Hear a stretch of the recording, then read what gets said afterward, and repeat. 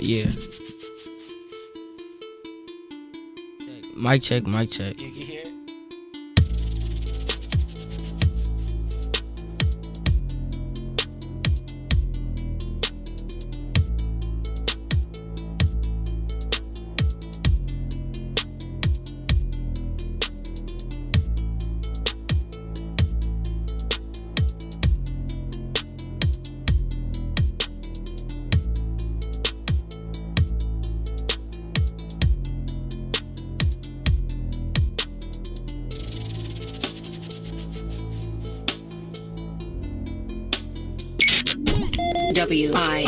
WIIFTBPM.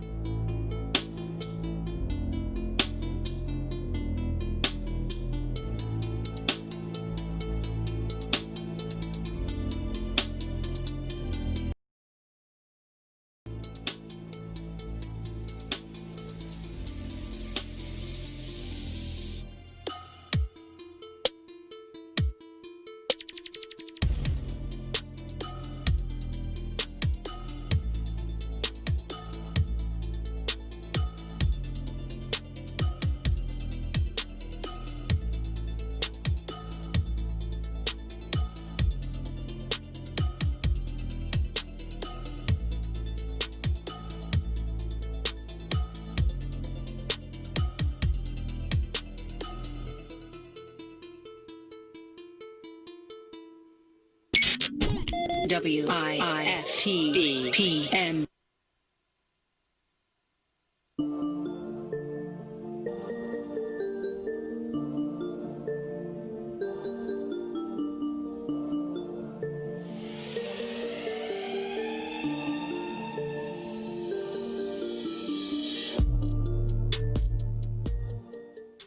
Shop at Black-owned and operated Solo Beauty, where you are appreciated and respected.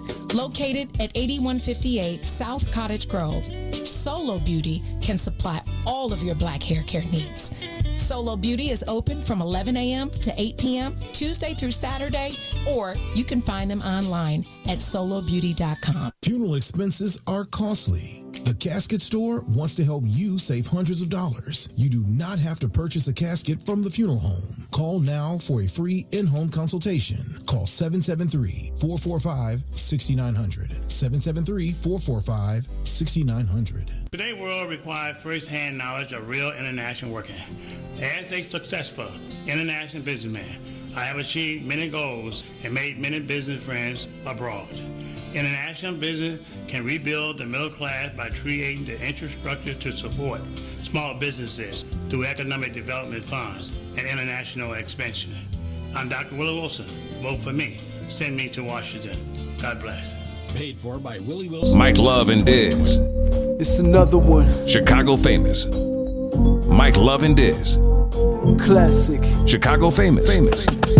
Chicago Famous. You're listening to Chicago Famous with Mike Love and Dizz. Coming together is the beginning.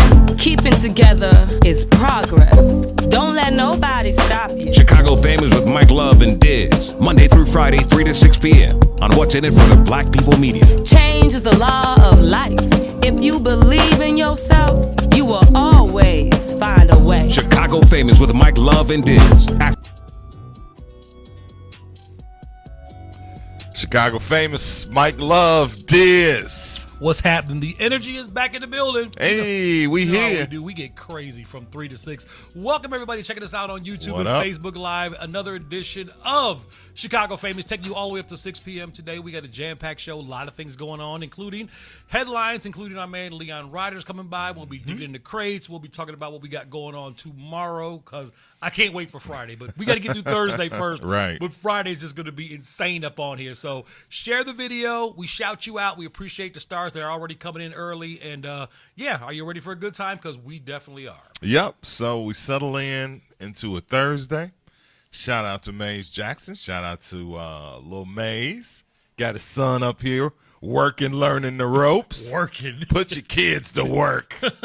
I like it. I like that. Always a good thing. Start them young. Yeah, start them young. Teach them the right way. I think that's good. That's how I started. I mean, if I wanted something, Dad gave me maybe $2, $3 if he was, feeling good, and that was like every 2 weeks. But for the most part, I had to earn my money. Did he ever take you to work with him to work? I know you said no, because he was a teacher. So okay, there wasn't much I can do. But I got creative. I raked leaves. I cut grass. Nice. When it snowed, back when we really got snow in Chicago, that was money.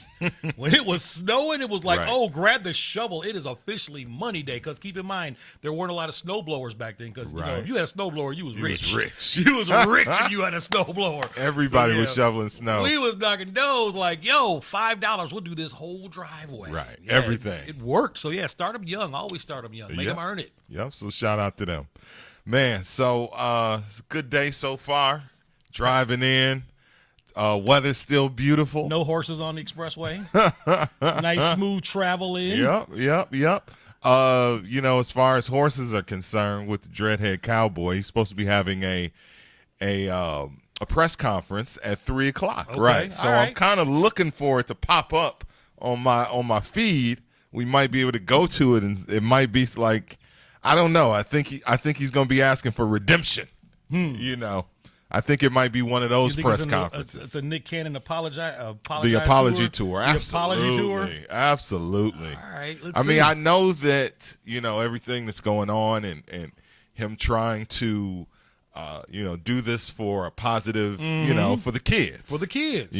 So you got that. Cowboy for the children. But you got this whole horse gate. I'm telling you, boy. Horse gate ain't no animal joke. Activist people, you do not want to get on their bad side. Somebody said in the comments yesterday, they were like, y'all remember how they was with those horses that pull the carriages downtown? Yeah, and you thought you were never going to see those disappear, and they ended up shutting that down. So people are serious about their animals and the horses, and rightfully so, because let's face it, the horses can't talk. They can't speak up on their own behalf. Right. Someone should. And there is a loud majority that definitely speaks up on their behalf. That's for sure. White people. So they are definitely putting it down. So if we do get hold of it, we'll play a little of it because we're definitely going to talk about it today and share it with you and get your thoughts, and you can hear what we think about it as well. Yep. So I was last week when I was looking for a car for my wife for her. Wait, what?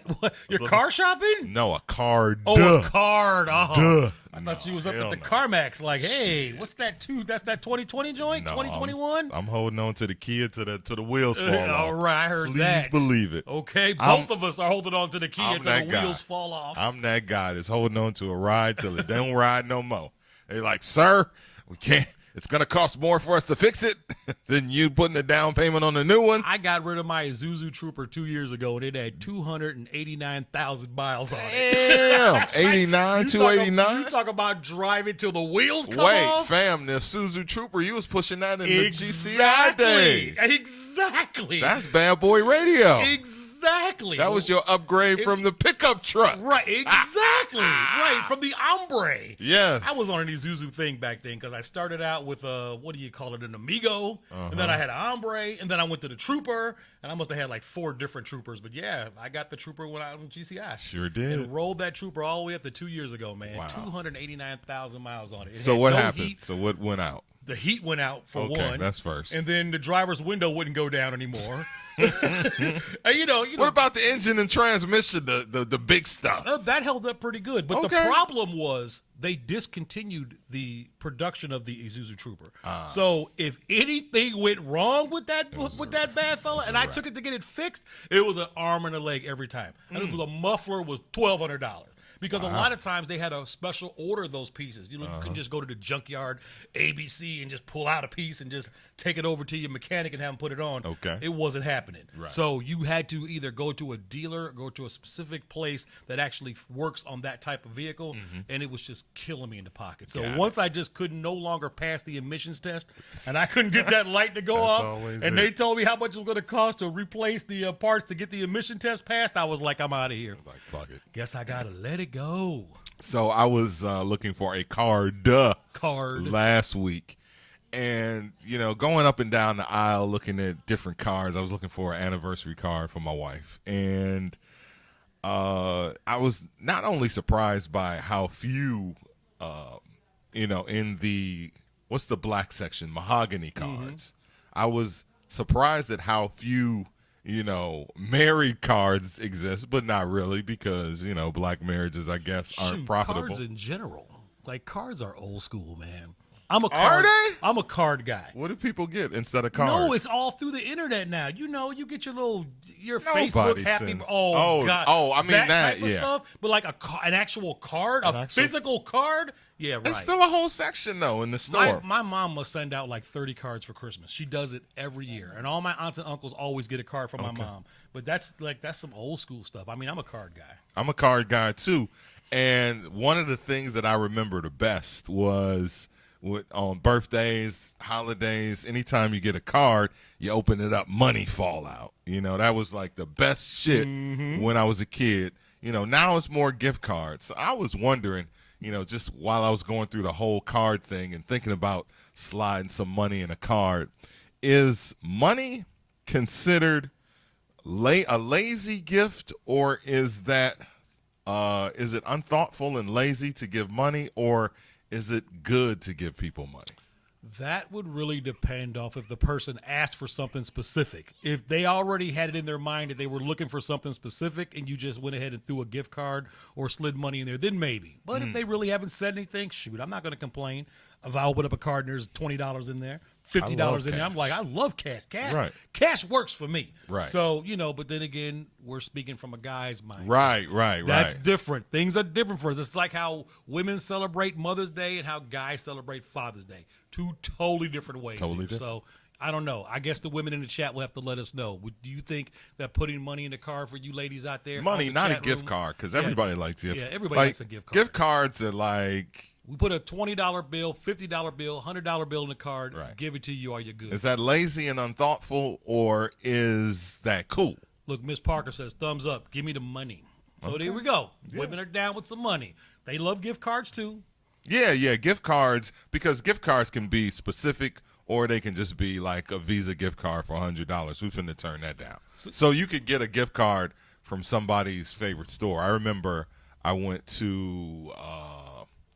I can't even. What's the big furniture store? Wix.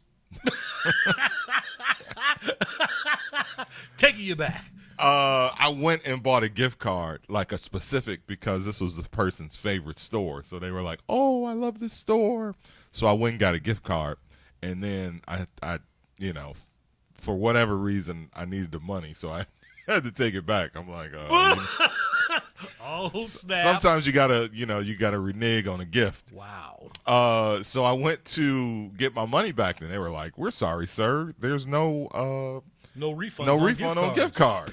And I was like, "Excuse me, but that's not on the card, and it's like a sign on your wall that says, returns. Everything is returnable." So I ended up getting my money after I talked to a manager, but then she tried to give me these scoldings. She tried to give me the. We normally don't do this. It goes against our policy. Whatever. Just give me whatever. You're right. Give me my fucking money. Get a receipt. I just need it back. I got the wrong one. I don't want to hear that. Yeah, and I understand that gift cards are used for scams. So often, more often. I don't want to say more often than not, because more people probably use gift cards for the reason that they're bought. But people do take gift cards and they turn them into like scams. But I'm just like, give me my money back. And I got my money back. But, again, I was just wondering, when it comes to my wife, I've never given her cash. I will always So what's her gift card of choice? Oh, just Visa. Just a Visa gift card. Just a neutral Visa card? Yeah, just a neutral. She doesn't have a particular store? No. Like Felicia, it's Ulta. I've seen those. Ladies know what Ulta is. So yeah, Ulta card works every time. And then of course you can always throw in Target. Yeah. Those cards. I mean, women joints always women will kill for a Target gift card. I mean, not kill for it, but like you can't go wrong if you gave. So if somebody gave you a gift card, if your wife gave you a gift card, what would you want a gift card to? Like some store. What's like Guitar Center or something. Oh, okay. Something like that. Okay. I mean, yeah. But you can't really Amazon card and Bass Pro Shop. There you go. Bass Pro Shop. I get my fishing license. Now I have to pay for that. So that's good. That's exactly what I would use the gift card for, to get next year's fishing license, and I'm all good. That And takes care of a Amazon year. is everything that you could possibly want. Amazon works all the time anyway, so yeah. Yeah. I think my wife would go for Kohl's, now that I think about it. Now, are your kids She down? loves Kohl's. Are your kids down with the gift cards as well? Because it seems like teenagers, like nieces and nephews, like they're always down with food gift cards, like Chipotle and Chick-fil-A and Starbucks. Like, man, like that's all they want. I think with my kids, it would probably be like something digital. So I could give them a gift card to like Spotify or something, like a Spotify gift card.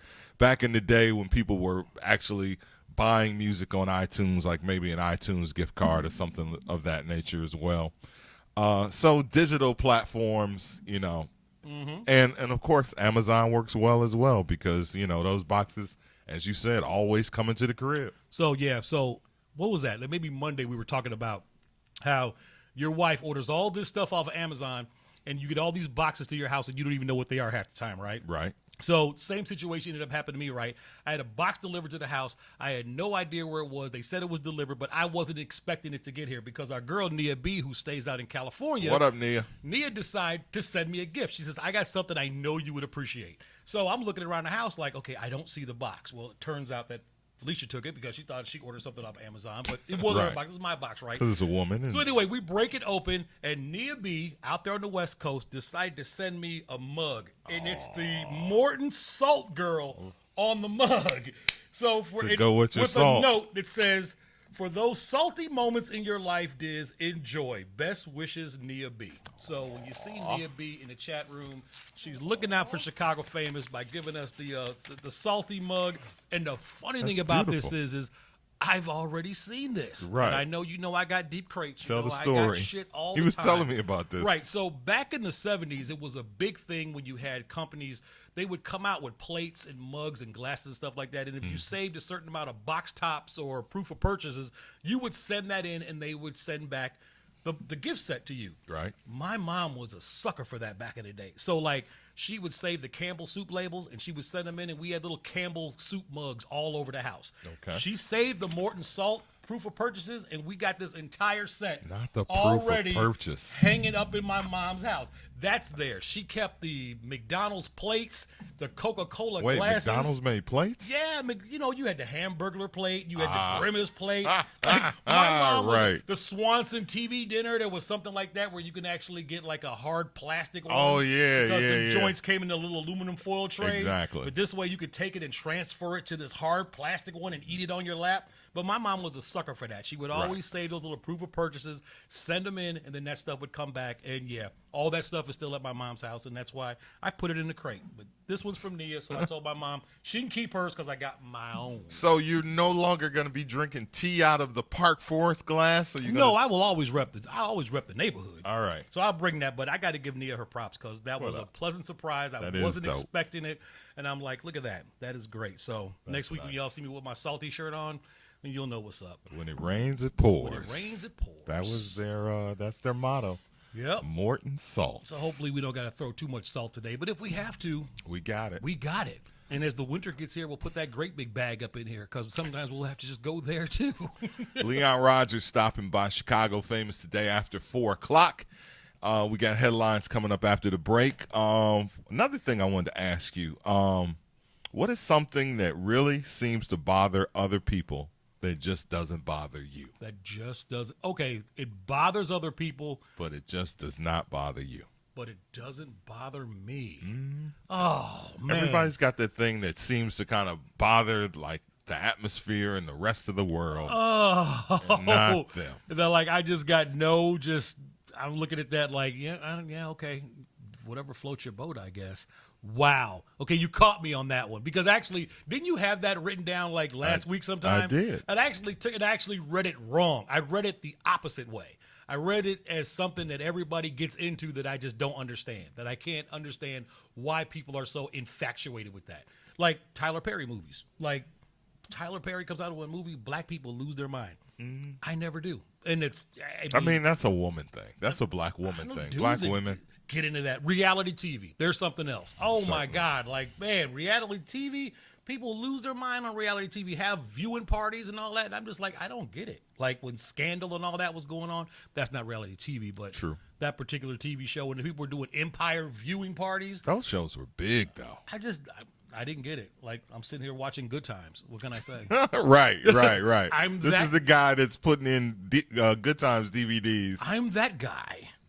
So nothing that seems to bother other people? You know what? I'm going to give that a thought, and we're going to touch on that tomorrow because I just don't want to throw something random off. I'd rather make a deep dive in this and get deep with it. You're going to get a deep dive to Yeah, you know me. I'm a thinker, man, so I got to think and put this together, so we'll have to see. I think that, for me, I think just there's always a general fake outrage about everything that's going on in life that seems to bother people online. I'm not even sure if shit, because I've seen people bothered by shit online and then talk to that same person and be like, you cool, you good? And they be like, yeah, I'm fine. I think a lot of times people get swept up in whatever the hot topic online, and they also feel the need to be a part of, everything that's going on. So I think pretty much everything that bothers, like if it's bothering you, it doesn't bother me at all. Like I'm usually not fazed at all by whatever. Like Trump, like I'm so not fazed by the guy. I'm not fazed by him at all. And that motherfucker, people be he's a hot button. On my timeline, somebody posted something that compared Donald Trump, what he's doing now, to the Holocaust, but seriously, like we're on our way to a Holocaust and Donald Trump is Hitler, and I was like, so I responded, yeah, minus the 6 million dead people in the concentration camps, but by all means, keep going. And that just, everybody dived in. I light the fire. Right. And I leave, and I'm like to throw the gas on it and then leave out the room. Yeah, I say what I say. And I mean, people just get so hot about that. And believe what you want to believe, think what you want to think. If you feel like our country is on the way to the Holocaust, like I just, and that just goes back to that story that came up a few days ago. I really don't think people understand how horrible, because we had our own horrible, we had our own, the Black Holocaust. Exactly. We had slavery. So we don't tend to understand, but for one motherfucker to be responsible for the death of 6 million people, that's like the size of Chicago. Yeah. Yeah. So say, everybody in Chicago dies. Like that's pretty much the Holocaust. So I will say that the thing that doesn't really bother me, and, I must continue to stress, I am not a Trump supporter. I'm not. Somebody's going to send you a MAGA hat. I mean, send it. We'll put it in the back. But, I'm not a Trump supporter, but I am not a person that gets heated with the shit that he said. All right, so I'm checking out the chat, and I thought of it, and then as soon as I thought of it, I saw it pop up in the chat. I think we got to go to a break, but I actually have an answer for you. We don't have to wait until tomorrow. I got an answer for you on this. He's got an answer today. Thanks to Ms. Parker for triggering that, because I already had it in my head, and I was like, oh, yeah, let me do that, but then you started talking about Trump, and I love when you start talking about Trump. So we'll go to a break, we'll come back, and we'll continue the conversation. Explain how the stars go. Oh, okay. For those of you that don't know, maybe you're checking out for the first time, you click on the gold star on the bottom. That's all you do. Click on the star, and it will show you exactly the page that you go to. You can buy stars, and when you buy stars, that's how you support the show. So you don't need PayPal or Cash App or something like that. You send 100 stars, 500 stars, 50 stars. If you like something that we say, you kind of send a star. So it's kind of like a tip through the star method. So just click the gold star on the bottom where you see the emojis and send them to us, and you to become a star member, and that will get you free access to the part. Well, not free access, but discount and first-time dibs on the stuff we got coming up, including the Chicago Famous merchandise, block party, all of the stuff we got planned for 2021, and we're going to be in Indiana just hooping it up, so it's going to be fun, right? Yeah. Because Indiana's going to open for business. Right. We'll talk about that in Taking a headlines. party in Indiana. All right. We'll continue the conversation right here on Chicago Famous in minutes. It's in the What's in It for the Black People. Tunes on What's in It for the Black People Media. PM. Shop at Black-owned and operated Solo Beauty, where you are appreciated and respected. Located at 8158 South Cottage Grove, Solo Beauty can supply all of your black hair care needs. Solo Beauty is open from 11 a.m. to 8 p.m., Tuesday through Saturday, or you can find them online at solobeauty.com. You're listening to I Said What I Said with Toussaint Warner and Herb Howard. Well, what was the power of the Bible? Most motherfuckers couldn't read.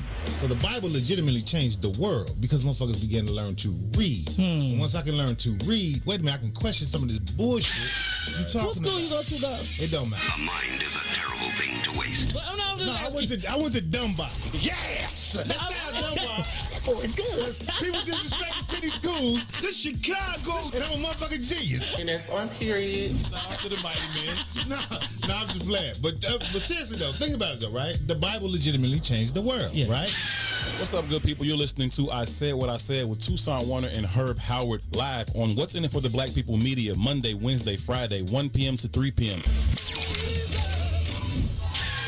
Are you curious to explore the intellectual currents that channel our thoughts and frame our reality? Have you ever meditated for relaxation and accidentally discovered the universe in the process? These matters and many more you may never have even thought of will be yours to explore as you come with me into Muwakil's world. Every Monday, Wednesday, and Friday from 11 to 1, right here on What's in It for the Black People Media. Biggest threat to Illinois citizens from Washington is health care costs and policies. Senior citizens have their Social Security reduced from Medicaid, and some of our senior citizens live off $3 a week for food allowance. Working families are facing bankruptcy over policy and limit and costs. Drug prices require decision between food and Medicaid. I'm Dr. Willie Wilson. Vote for me and send me to Washington. God bless. Paid for by Willie Wilson for Senate 2020. WIFTV-PM. Welcome back, welcome back, welcome back. In all my years of radio, I've never seen anything like this. You're listening to Chicago Famous with Mike Love and Dizz. So hit it.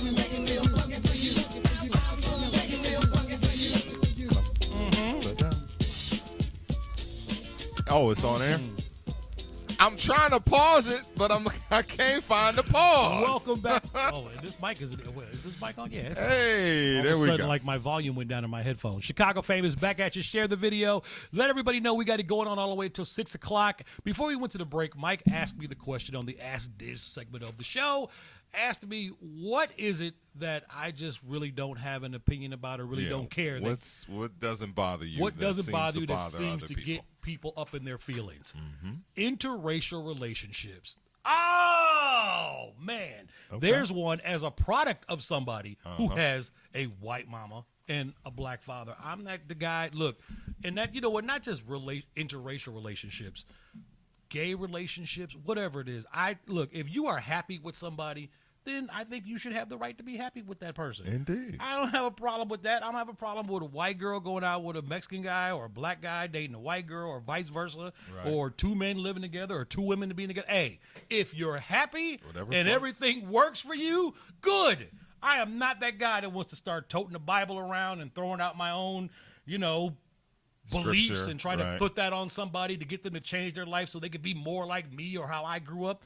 It's different. Everybody's different. And I see so many people get in their feelings when they see, relationship stuff, especially when it comes to mixing the races and stuff like that, or the genders. Everybody wants to get hot about something. So me, I'm just like, I could care less. If they're happy, fine, no problem with me. Sometimes sisters get a little hot because they already feel like, man, black guys won't get upset because it's like, they're going to benefit with being with a Mexican girl or a Puerto Rican girl, a Latin girl, or a white girl. Whereas black women tend to be loyal to black men So they feel like, well, shit, if black men are dating all those other races and I'm only dating black men, then that means I got fewer black men to date. So I think some of them, at least from what I see, when I see, sisters getting hot, but those same sisters never have a problem. It's so funny. Like, let it be Eve with her billionaire husband. It'd be like, go on, girl, do your thing, get your life. Or her billionaire husband. Right, exactly. right. Or Serena Williams with her white husband. Yeah, girl, do your thing. Get your life. Isn't George Lucas the guy that made the Star Wars franchise? Isn't his wife black? Yep. Melody Hobson. Okay. Sure is. That dude's worth billions as well. Pretty sure. Is it Hobson? Did I get that right? Mm-hmm. Chicago's own. So she's from Chicago.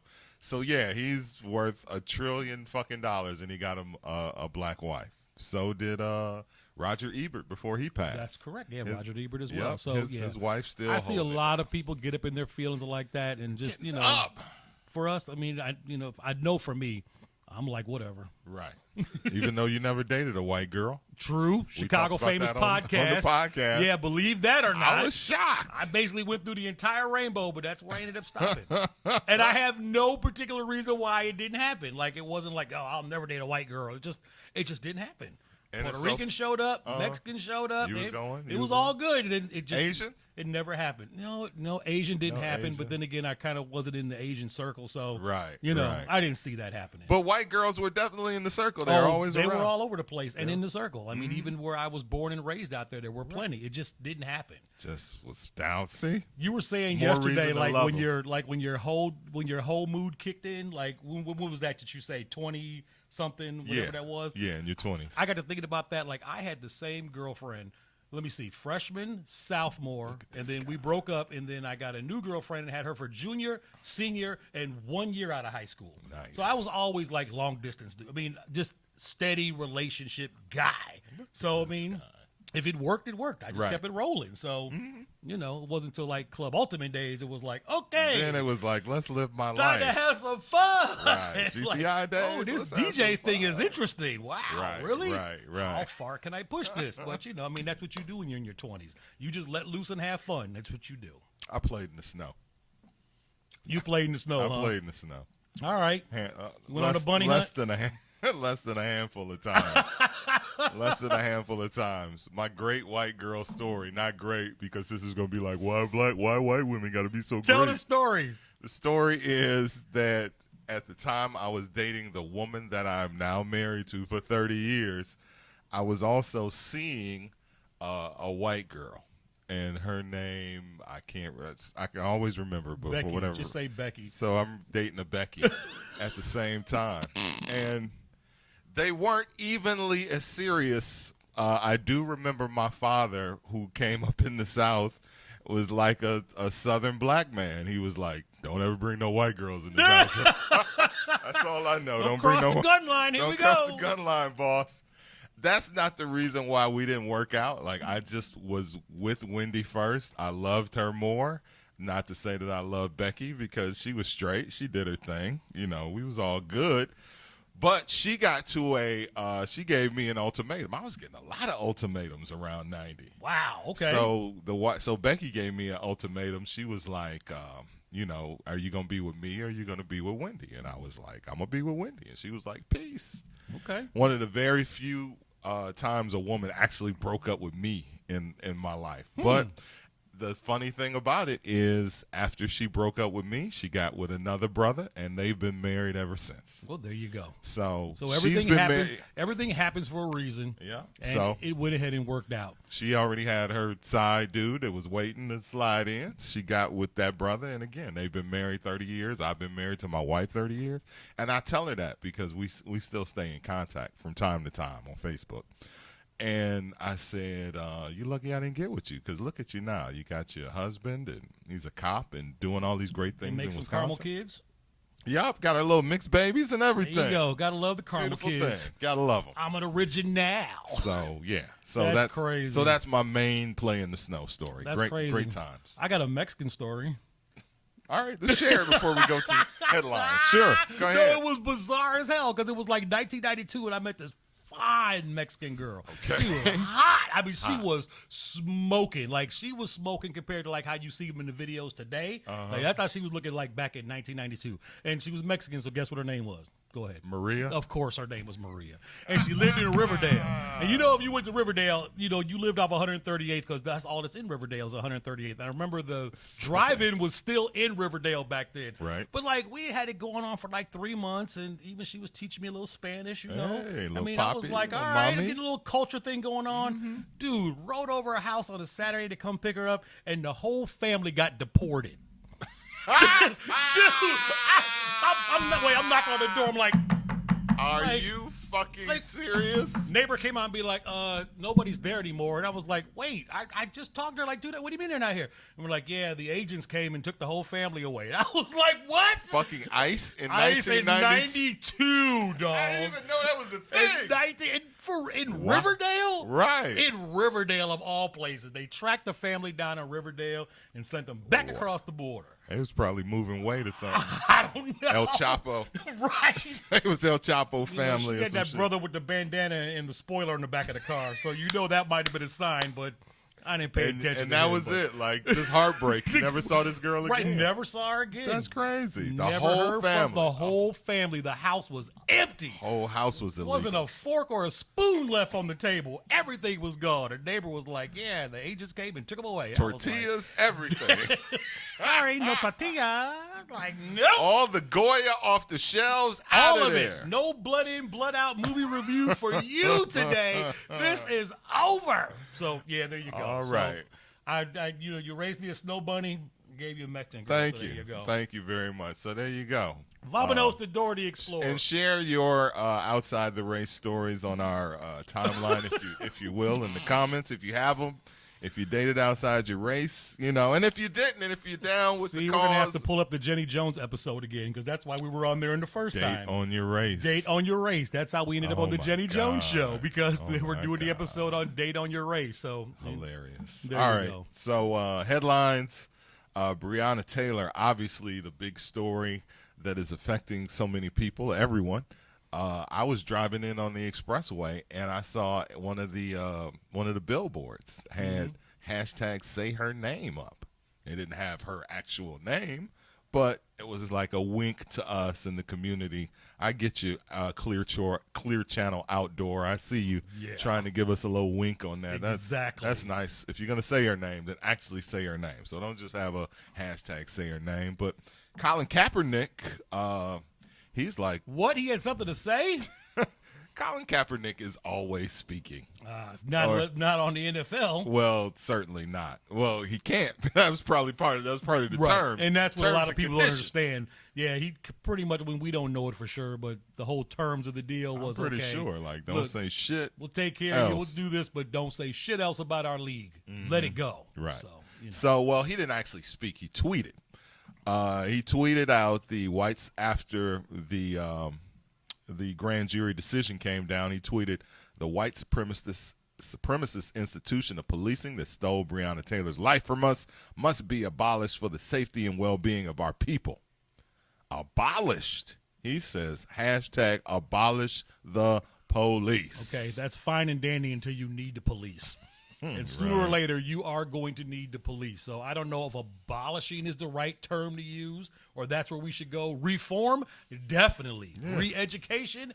Definitely. But see, that's the thing. You know, we talk about reform and, you know, even right now in Chicago, you know, and they're adding, did you see this? That they're adding Nicole Ari Parker to Chicago PD, and she's going to play a character that addresses police reform. All I know, so does that mean they're going to kill off my guy Atwater? Because that's what it sounds like. I mean, shit, he's the worst, like, putting guns in people's mouths, and I mean... Oh, come on, man. I love Chicago PD, and Atwater is my guy. I mean, he's I a hope we little- can get him on the show, because you know he's from Harvey, and he grew up checking out Bad Boy Radio. He grew up listening to us. So, dope. yeah, we're working on trying to get that dude on the show, Yeah. because I love his character on Chicago PD, and the way the season ended last year, he pretty much was like, I'm going to take a stand on police injustice, and either you take the blue side or you take your side, and it looks like the blue was coming for him. So I really hope that when Chicago PD cranks up after the election, because that's when they said it's coming back, November 8th, that they don't start it off with Atwater's death, because then I'll be depressed. That would be. But if they're bringing in her, that kind of makes me think they might be leaning in that direction. Yeah, well, they're leaning in Chicago is about police reform. So it's really happening in the actual Chicago Police Department. But let's get back to the point. Abolish the police. A little bit over the top. I think that, when these things happen, we certainly get in our feelings. We certainly feel like justice has not been served.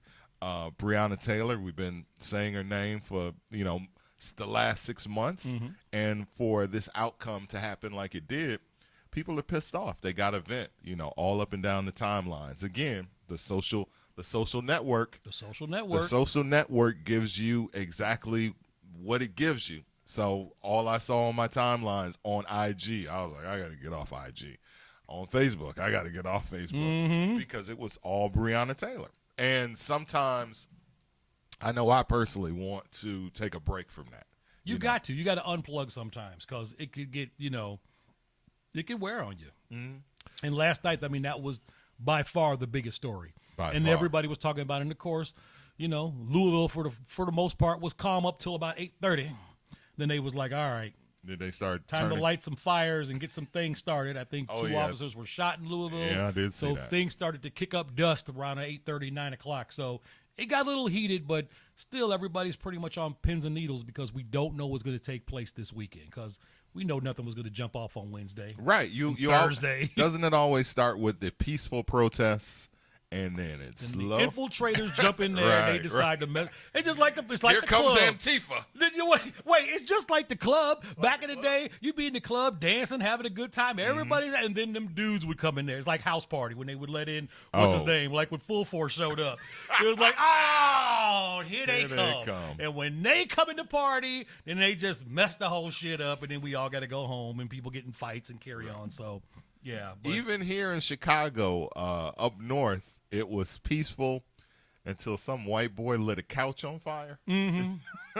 And he was actually the only one arrested, too. Right. So. One 20-year-old white kid. And I'm like, and I tweeted out, I was like, here's the face of Black Lives Matter here. Right here. Petty. Right Just here. being petty. Like, again, for this to be a black story, for us to want justice for a black woman, for us to feel like they came up short in their decision.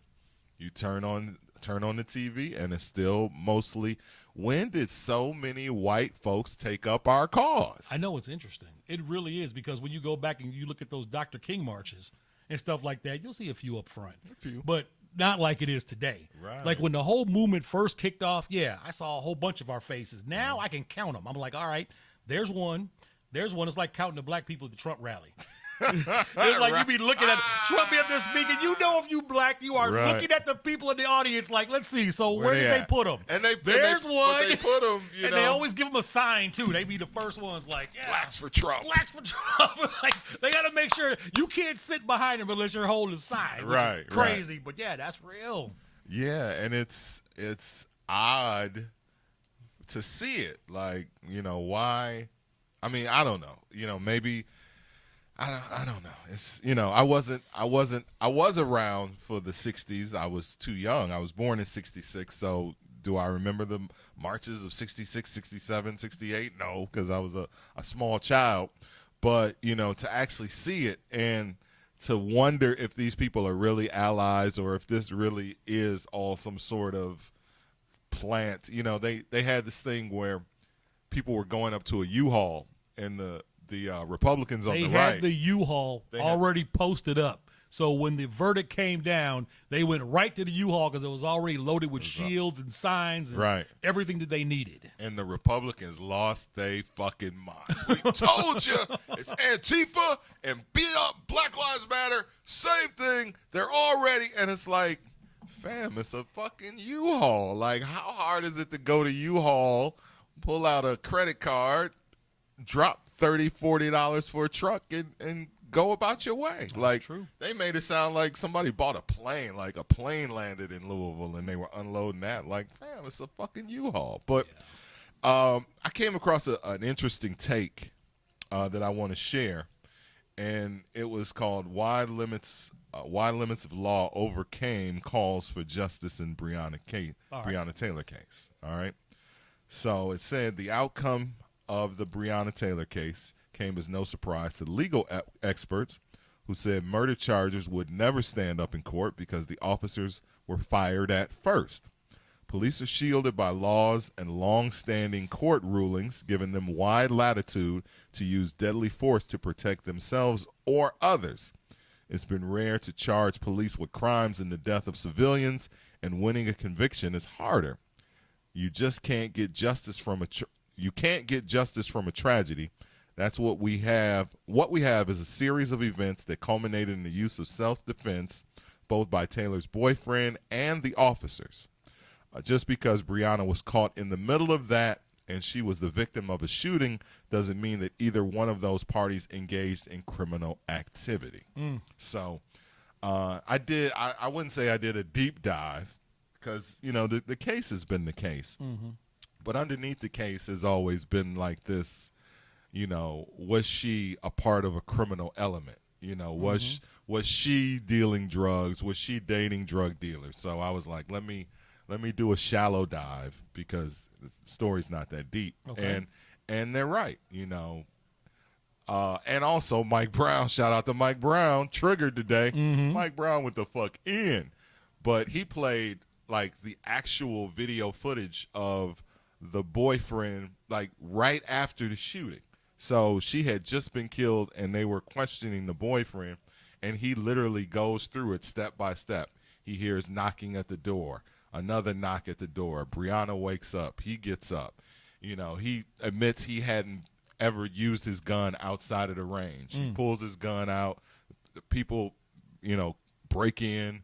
He fires a shot. They fire shots back, and she gets hit. And, the unfortunate situation, comes after that. So, again, as with everything, it's very unfortunate. But, one of the things I always like to say is, what is justice? What is justice in our eyes? Justice, it seems, would be all cops get arrested and thrown under the jail. And they're like, there's no way that they can even bring charges of murder against these cops because they were defending themselves. They were fired on first. And that's,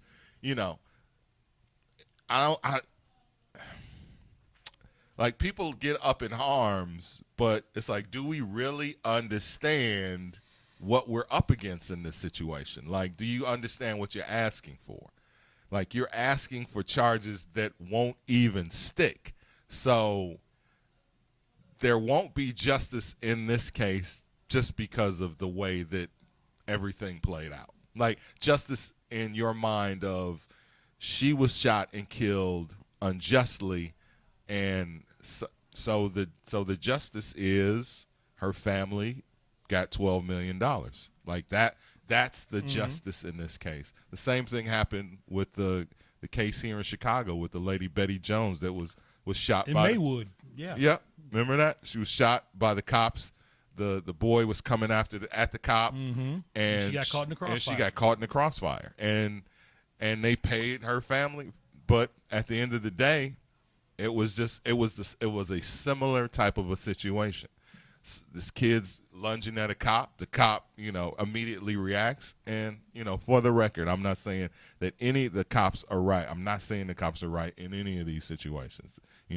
It's fucked up and it's wrong, and but it's react, and that's how Mike Brown was saying. Like, all this shit is like boom, boom, boom, boom, boom.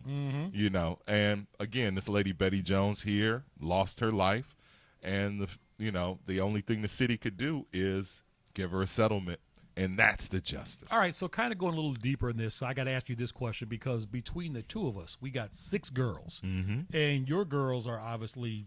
They're dating age. Your kids are adults. Grown. Okay, 3 adult girls. So, have you had a conversation with your daughters in regards to who they date and how they date and what signs to be aware of, and understand that sometimes you become guilty by association, even though sometimes if you do the right thing, if you decide to be with somebody who may be doing something that may not be the right thing, you can get grouped and classified in that same thing. Have you had those dating conversations? You know what? I've felt like my girls all have sense. Like they all, like sometimes as a parent, you feel like you have to talk to your kids. And then sometimes as a parent, you can kind of tell your kids have sense and they can make their own decisions. So to answer your question, I've never had to talk to my kids about who they're dating or who they're interested in because they've got sense. Like they seem to really make good decisions when it comes to the people they see. Now, one of my daughters, I have 3 daughters, so I have 3, like full disclosure. 2 of my daughters, one of them identifies as bi and one of them identifies as gay. Oh. So she's, and that's not to say that your life is safer, because there's some crazy bitches out there. Let's be clear. I mean, it is. It is. So my daughter's boyfriend, she's a super nerd and he's a super nerd, and I've never felt any energy from him that he was somebody. Not to say that nerds can't, snap or lose it. But I'm an energy person. Okay. So as a dad, you kind of got to be an energy. You got to stay out of your kids' way. You got to let them live their lives, but you also got to be mindful of what's going on. So again, to say my middle daughter, she just kind of goes and hangs out with her friends, disappears, comes back. She had a few drinks and she's good. So, but I will say again, or reiterate the point that I can tell that my kids know how to make wise decisions on their own. I don't have to sit down and have conversations with them because, believe it or not, having a mom and a dad in the house, and that balance of fearful mom, reasonable dad can pay off in your kids having some sort. So my kids tend to have some sense because they've got a balance in the house. All right. Look at that. Thank you for sharing that. Hey, yeah. See, you learn something new every day. There you go. You're learning more about me. Right. Like I said, I know more about Mike Love ever since we started doing the Chicago Famous podcast in this show, which we kicked off on September 8th, than I ever knew working with him since 1997 or 95 or whatever we did. So, That's true. And we hope that you all are learning us as learn well something, because, you know us from the juke jams and the clubs and all that. But now with this talk thing, we actually open up, talk about things that affect us, affect you, things that are going on in Chicago, things happening around the world, and we always appreciate you all becoming a part of our family. So share the video. We'll shout you out. Shout out to everybody on YouTube. A lot of folks checking us out on YouTube. We appreciate that. We don't have the YouTube feed up in the studio, so I can't see the comments there, but the Facebook comments we can see. So for all the stars coming through and all the support, we definitely appreciate it. Coming back in the second hour, our man Leon Rogers is on the way, and we're going to chop it up with him and see exactly what's on his mind. My daughter has gay playlists on Spotify. Okay. That's how gay she is. Like, we share a Spotify account, and it'd be like LGBTQ. Are you going to share the playlist? What's on it? It's like some crap. Anything you listen to? So I opened it, right? I was like, let me see. Okay. Let's see what's in here. It was like some random. I mean, there's Shaka. No, that's you? not the playlist. Oh, I was getting ready to say. So like, we share a Spotify account. Actually, it's her account, but I pay for it, so it's kind of like it's both ours. So here it is. Pride Classics. All right, it's got some Queen in there. I want to see if there's some house songs on there. Go ahead. It's Raining Men. Okay. I'm Coming Out. Just commercial shits. Okay, K-Tel Records. Yeah, I Want to Dance with Somebody. I Will Survive. Vogue. Okay. Vogue, of course. Vogue was big. Shout out to Pose. Vogue was big. Yeah, Vogue was huge. Tainted Love. I didn't know Tainted Love was gay. Tainted Love by Soft Cell? Is it the Soft Cell version? Yeah, okay. of course. All right. Believe from Cher. Okay. Under Pressure from Queen. And I'm Every Woman. All right. I could see that being Wait, gay. she's got Hot Stuff by Donna Summer on there? No, it's in the playlist. This is an actual. She didn't put this playlist together. This is like a Spotify. It's a Spotify. No, she ain't like put it I thought together. she like selected those No, joints. that would have I been. heard her say, "Whoa, okay." Yeah, them too old. So let's take that break, though. All right. I just wanted to bust her out. Thank you for sharing. There you go. Pride Classics. Chicago Famous, y'all. WIFTBPM. Shop at Black-owned and operated Solo Beauty, where you are appreciated and respected. Located at 8158 South Cottage Grove, Solo Beauty can supply all of your black hair care needs. Solo Beauty is open from 11 a.m. to 8 p.m. Tuesday through Saturday, or you can find them online at solobeauty.com.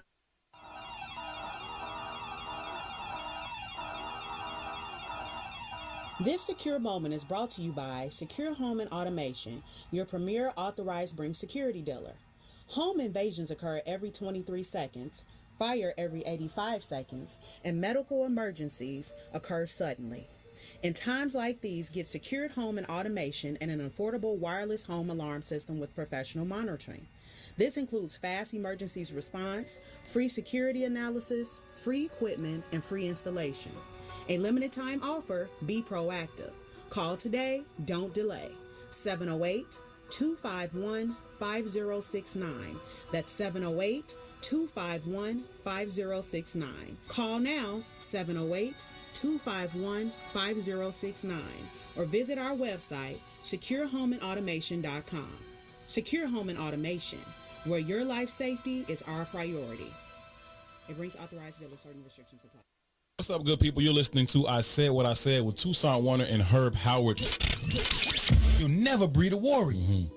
Warriors, come out to play. Shh. You hear that? And that's what's happening at every angle. They're creating paradigms where we can only raise feminine men. Yes. Whether they're homosexual or not, they feminine as shit. Sure, because all masculinity is toxic.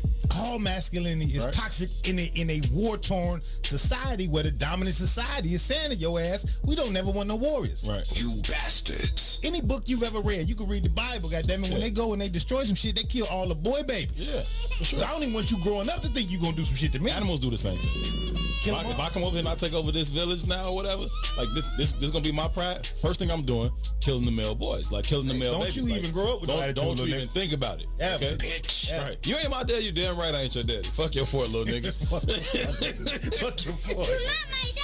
Oh man, I hate that I laugh at this shit in public. That's real. I hate that I laugh at this stuff in public. That's real though, right? Tucson Warner and Herb Howard live on What's in It for the Black People Media, Monday, Wednesday, Friday, 1 p.m. to 3 p.m. Hi, I'm Dr. Willie Wilson, and I'm running for U.S. Senate for the state of Illinois. I will never give up on inclusion and equality, prison reform, reduced property taxes, and economic opportunity for all. I want to get to know your neighborhood and the problem that you face every day. And I want to serve every man, woman, and child in the state of Illinois. A vote for me is a vote for you. Paid for by Willie Wilson for Senate 2020. Are you curious to explore the intellectual currents that channel our thoughts and frame our reality? Have you ever meditated for relaxation and accidentally discovered the universe in the process? These matters and many more you may never have even thought of will be yours to explore as you come with me into Muwakil's world. Every Monday, Wednesday, and Friday from 11 to 1, right here on What's in It for the Black People Media. He is joining Chicago famous Mr. Rick Party. I remember meeting the Brat before she was big. We were going to Jack the Rapper conference in Atlanta. Jack the Rapper again. So she's sitting, waiting for a plane. She got her braids in her hair, got her overalls on, and she saw me walk up to the gate. She's like, Rick Party, oh my God! yeah, she's doing all of that. I said, well, who are you? She goes, I'm the Brat. I'm a new rapper from the, I live on the West Side. I'm with So Def. I'm about to meet Jermaine Dupri. I did some on Chris Cross's song. I think it was it The Bomb or something like that? Or Right. Yeah. She did some on there. So that was my introduction to her. So she would come back to my show every now and then and help me introduce the Coke Top 99. I remember we played a home jam and had people judge her song, right? And some people like, it's all right, it's okay. And she's like, yo, Wow. Straight West Side, man. It was crazy. Straight West Side. Yeah, so. Chicago Famous, 3 to 6, Monday through Friday, right here on What's in It for the Black People Media. Hi, I'm Dr. Willie Wilson, and I'm running for U.S. Senate for the state of Illinois. I will never give up on inclusion and equality, prison reform, reduced property taxes, and economic opportunity for all. I want to get to know your neighborhood and the problem that you face every day. And I want to serve every man, woman, and child in the state of Illinois. A vote for me is a vote for you. WIFTDPN. Welcome back, welcome back, welcome back. In all my years of radio, I've never seen anything like this. You're listening to Chicago Famous with Mike Love and Dizz. So hit it. Gonna make it. Chicago Famous. It's Mike Love. It's Dizz. It's Thursday. We are here. Hour number 2, taking you all the way up till 6 o'clock. Leon Rogers is on the way. But in the meantime, in between times, we just keep the conversation going. Share the video. We'll shout you out. The numbers keep rising. Once again, shout out to everybody checking us out on YouTube. We as always appreciate the love on that. And everybody checking us out on Facebook. Put all your comments in the chat because, like I said, we go through and we read the chats around, I don't know. For me, it's like 10, 11 o'clock at night. I scroll through them, like them, do whatever I can, answer people's questions. So anything that you put in the chat, trust me, we always see it. And I had to reach back and dig in the crate because Mike pulled out his daughter's playlist, and I heard all those trashy disco songs on there. So, and I mentioned K-Tel, and somebody was like, "No, Dizz said K-Tel for real." So he said K-Tel. K-Tel was a record label that used to put out these compilation joints back in the 70s. And when I was first starting to put my record collection together back in 1975, I went to Goblat's in downtown Park Forest, and I bought Music Express, all top 10 hits. All heat, baby. All heat, courtesy of K-Tel. So, okay, keep in mind, back then, you had a few black radio stations, but not like it was, like when we were doing our thing on there. So a lot of times if you were black, you would listen to pop radio, kind of like when MTV showed up. There wasn't Yo MTV Raps at first. You had to go through the white videos in order to get to Michael Jackson. True. So, I look at the Music Express on K-Tel's top hits. What's on it? Of course, they gave us KC and the Sunshine Band, Get Down Tonight. Nice crossover. Captain and Tennille, they were on there. Elton John, Philadelphia Freedom. That's a cut. Barry Manilow, Mandy. Ooh, Mandy went hard, bro. The Ozark Mountain Daredevils, Jackie Blue. That's a jam. Yeah, that's a cut. Jackie Blue is a cut. Doobie Brothers, Long Train Running. That's a cut. How about forever this? Cut. Was your pops down with this? Discotheques and the Sexolettes, Get Dancing? You know what? By title, I don't even remember that. Really? Oh, just by the name of it. The Ritchie Family, Brazil. Talk about trashy disco. That's trash. That's a trash disco record right there. What else is? Oh my God, Harry Chapman, Cats in the Cradle. Oh, that's Cats in the Cradle in the silver spoon. I get misty every Little time I hear boy blue that. and the man in the moon. When you're coming home, child, I don't know when. We'll get together, Dad. And then he grows up and he's like, and all then right, he leaves fuck you, Dad. Right, fuck you, Dad. I'm out of here. It's like, he did me the same way I did him. That's my son. Okay, you know what? Oh, my and God. keep That's in the mind, saddest song ever written. And nowadays you think of how people are sensitive to everything. Right. Man, I remember playing this album, and this song came on right here, the second cut on the album, Frankie Valli, Swearing to God. Swearing to God. My mom did not like that song. She was like, nope, you can skip that cut number 2. No swearing to God in this house. Take that off the stereo. No swearing to God. No and then swearing. also it included Sammy John's Chevy van. Oh, that's a Takes classic. me back to my van days. Shout out to Pops. Shout out to Pops with the custom van. I am working on a picture of the van for tomorrow's Please. show. So, yeah, I'll have Dizz and his van story. So, taking you back. All right, continuing with our top stories, headlines. Dreadhead Cowboy had he spoke to the public, and I want to play a little bit of it. We haven't had a chance. He addressed the public about 45 minutes ago, and we're just going to play a little of the, just to kind of see where his head is and what's going on next with this whole situation. Okay.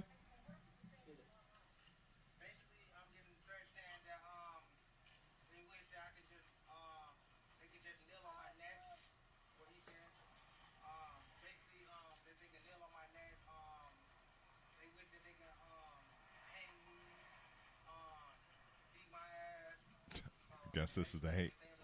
The hate. Oh, I'm not plugged in. Duh! Okay, we got it. So now we're going to start over because I know y'all like, hey, we can see it, but we don't hear any volume on this thing.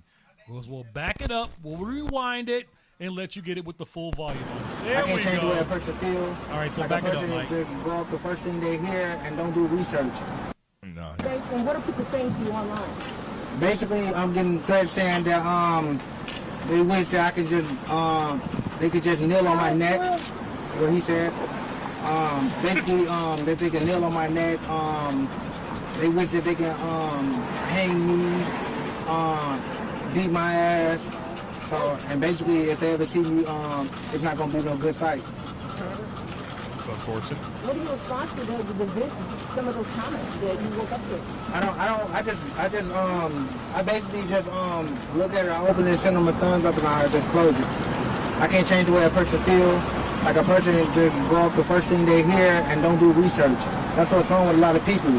We just go off what social media say and don't do research and just run with it.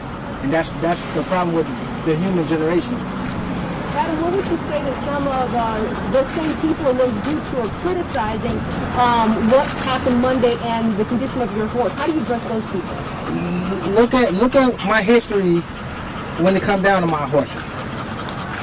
If you look up the Dreadhead Cowboy, you'll hear about all types of things I done did for the community.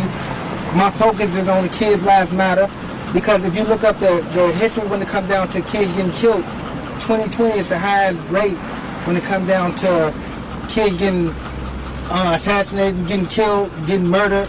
That ain't right. And it ain't right. It ain't right. And everybody's trying to steer away from that part. And that's very important. That's an important topic that we need to stick on. Because 20, 30 years from now, who's going to take care of us? What's the status of your horse? Have they told you what they're going to do? I actually been looking for my horse. They're not telling me anything about my horse. Oh. What I am doing, looking for a lawyer so we can get the ball rolling, so we can prove that ain't nothing wrong with the horse. Adam, how many horses do you own? And we talked about the love you have for horses in the past few years. I have 5 horses. Oh, they're going to take those too. My first time ever, I'm just going to go into, I'm an animal lover, period. Like, all my life, I've always been an animal lover. And 4 years ago, it was my first chance ever being around a horse. And 2 years later, my first chance owning a horse. And I fell in love with horses since then. And I done owned up to 9 horses. And when I say it's a beautiful thing to own a horse, and I couldn't even tell y'all, the people that don't know anything about horses, from looking from the outside in, you would think that what I did was cruelty to animals. But if you go to the racetrack, you work 100 times worse. If you go to the circus, worse. And then what? Okay. Like it's a way worse than what I do to my horse. I probably could have did a little bit less, but I had to make a statement. Adam, were you surprised that you were charged? There you go. There Wow. you go. Dreadhead Cowboy says he's got 5 horses. And not anymore. Not after that. They're going to get those other 4 too. He got 4. You know what's interesting about that? What's that? About the whole clip? He was holding. I'm going to assume that's his son he's holding. Okay. Okay. As crazy as people have been on social media, I don't know if I would have put my son on my lap during that interview for the whole world to see. You know what I mean? Because people are crazy. They're gonna come for the family, and they'll come for the family. They're like, got his son now. They take the picture, pass that around. If we can't get to him, we'll find out what school his son goes to or who his friends hang out with. I don't know if that was little. I don't know if that was the best move. And old girl just showing up in the background, crossing the yellow Jeep thing. Well, I don't know what that was about. Shout out to the sister. Yeah. All right, our guest has Gotta arrived. Be careful out there. He has arrived. While we were checking out the Dreadhead Cowboy, he is one part of the WGCI Morning Show with Leon Rogers, Kendra G, and Kyle. He is the Destined Legend himself, Leon Rogers. Yeah. What's going on, Playboy? Man, listen, honored to be here with radio legends, man. Two brothers I looked up for and patting my success after in the radio game. You know, it's a tough game over there on that side of the field. I bet it is. It's tough. Deal with a lot of You see, BS. that's why we're sitting here. You got to deal with a lot. That's why we That's over why here. we're right here. You got to deal with a lot of BS. Sometimes you don't feel free. But the fact that I have a platform where I can educate, entertain, and inform every day, it's my duty to do that. So, Indeed. You know, yeah. Indeed. Let's talk about the beginnings, man. Where you from in Chicago? Yeah, let's go back. Where you started, man. Born and raised on the south side of Chicago, 6417 South Loomis. Okay, I assume you still don't live there, right? No. I'm about to say. They moved away from that a long time ago. You owe me $20, Born Leon. in Jackson Park Hospital, true Chicagoan. True Chicago. You know what I'm saying? Right off Stony Island. Moved to 9817 South Loomis. Okay. Washington Heights, lived most of my formative years there. Then moved to Cal Park. Shout out to Cal Park in the hundreds. And, graduated, started out at Quigley Seminary South High School. Thought I was going to be a priest, actually. I don't laugh.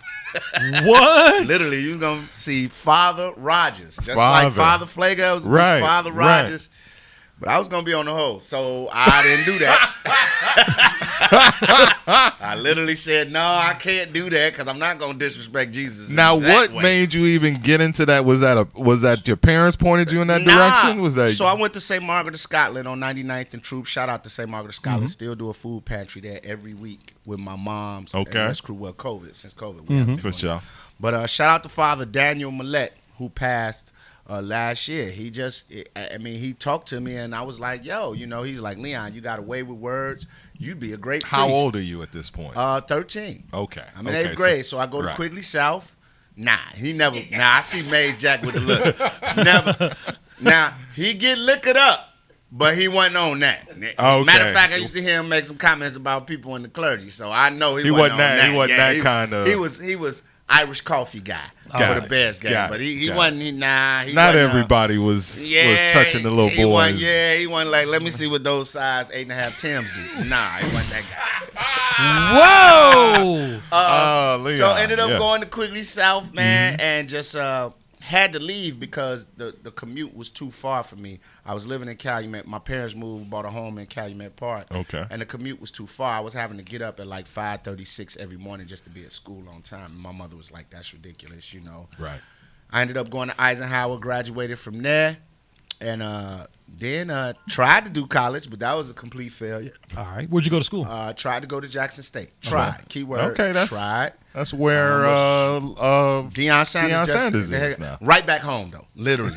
When I say right back home, it's like no sooner than me and my man touched down, I come back. He was like, man, take it easy, brother. I was like, cool. College just wasn't for me. I wasn't disciplined. Okay. Wasn't bad, just wasn't disciplined. Got it. For doing my work without anybody watching me. And ended up going to the military for 8 years. So I ended up going to the U.S. Army, came home, started working for the Board of Education, 111 North Canal. Okay. This guy is great with addresses. Yeah. Like if I ever need to, you need an address, we can call Leon. It's not that. It's things that kind of matter to me in my life. Really I stick tend to out. hold. They stick to me. If you didn't, it's kind of like them chicks early in my comedy career. It was just, I made you laugh. Let's go do this. I don't remember you. Right. It was a couple. Hey. Hey. You got to give them nicknames. No, I can't do that because they still might listen. I don't want no smoke.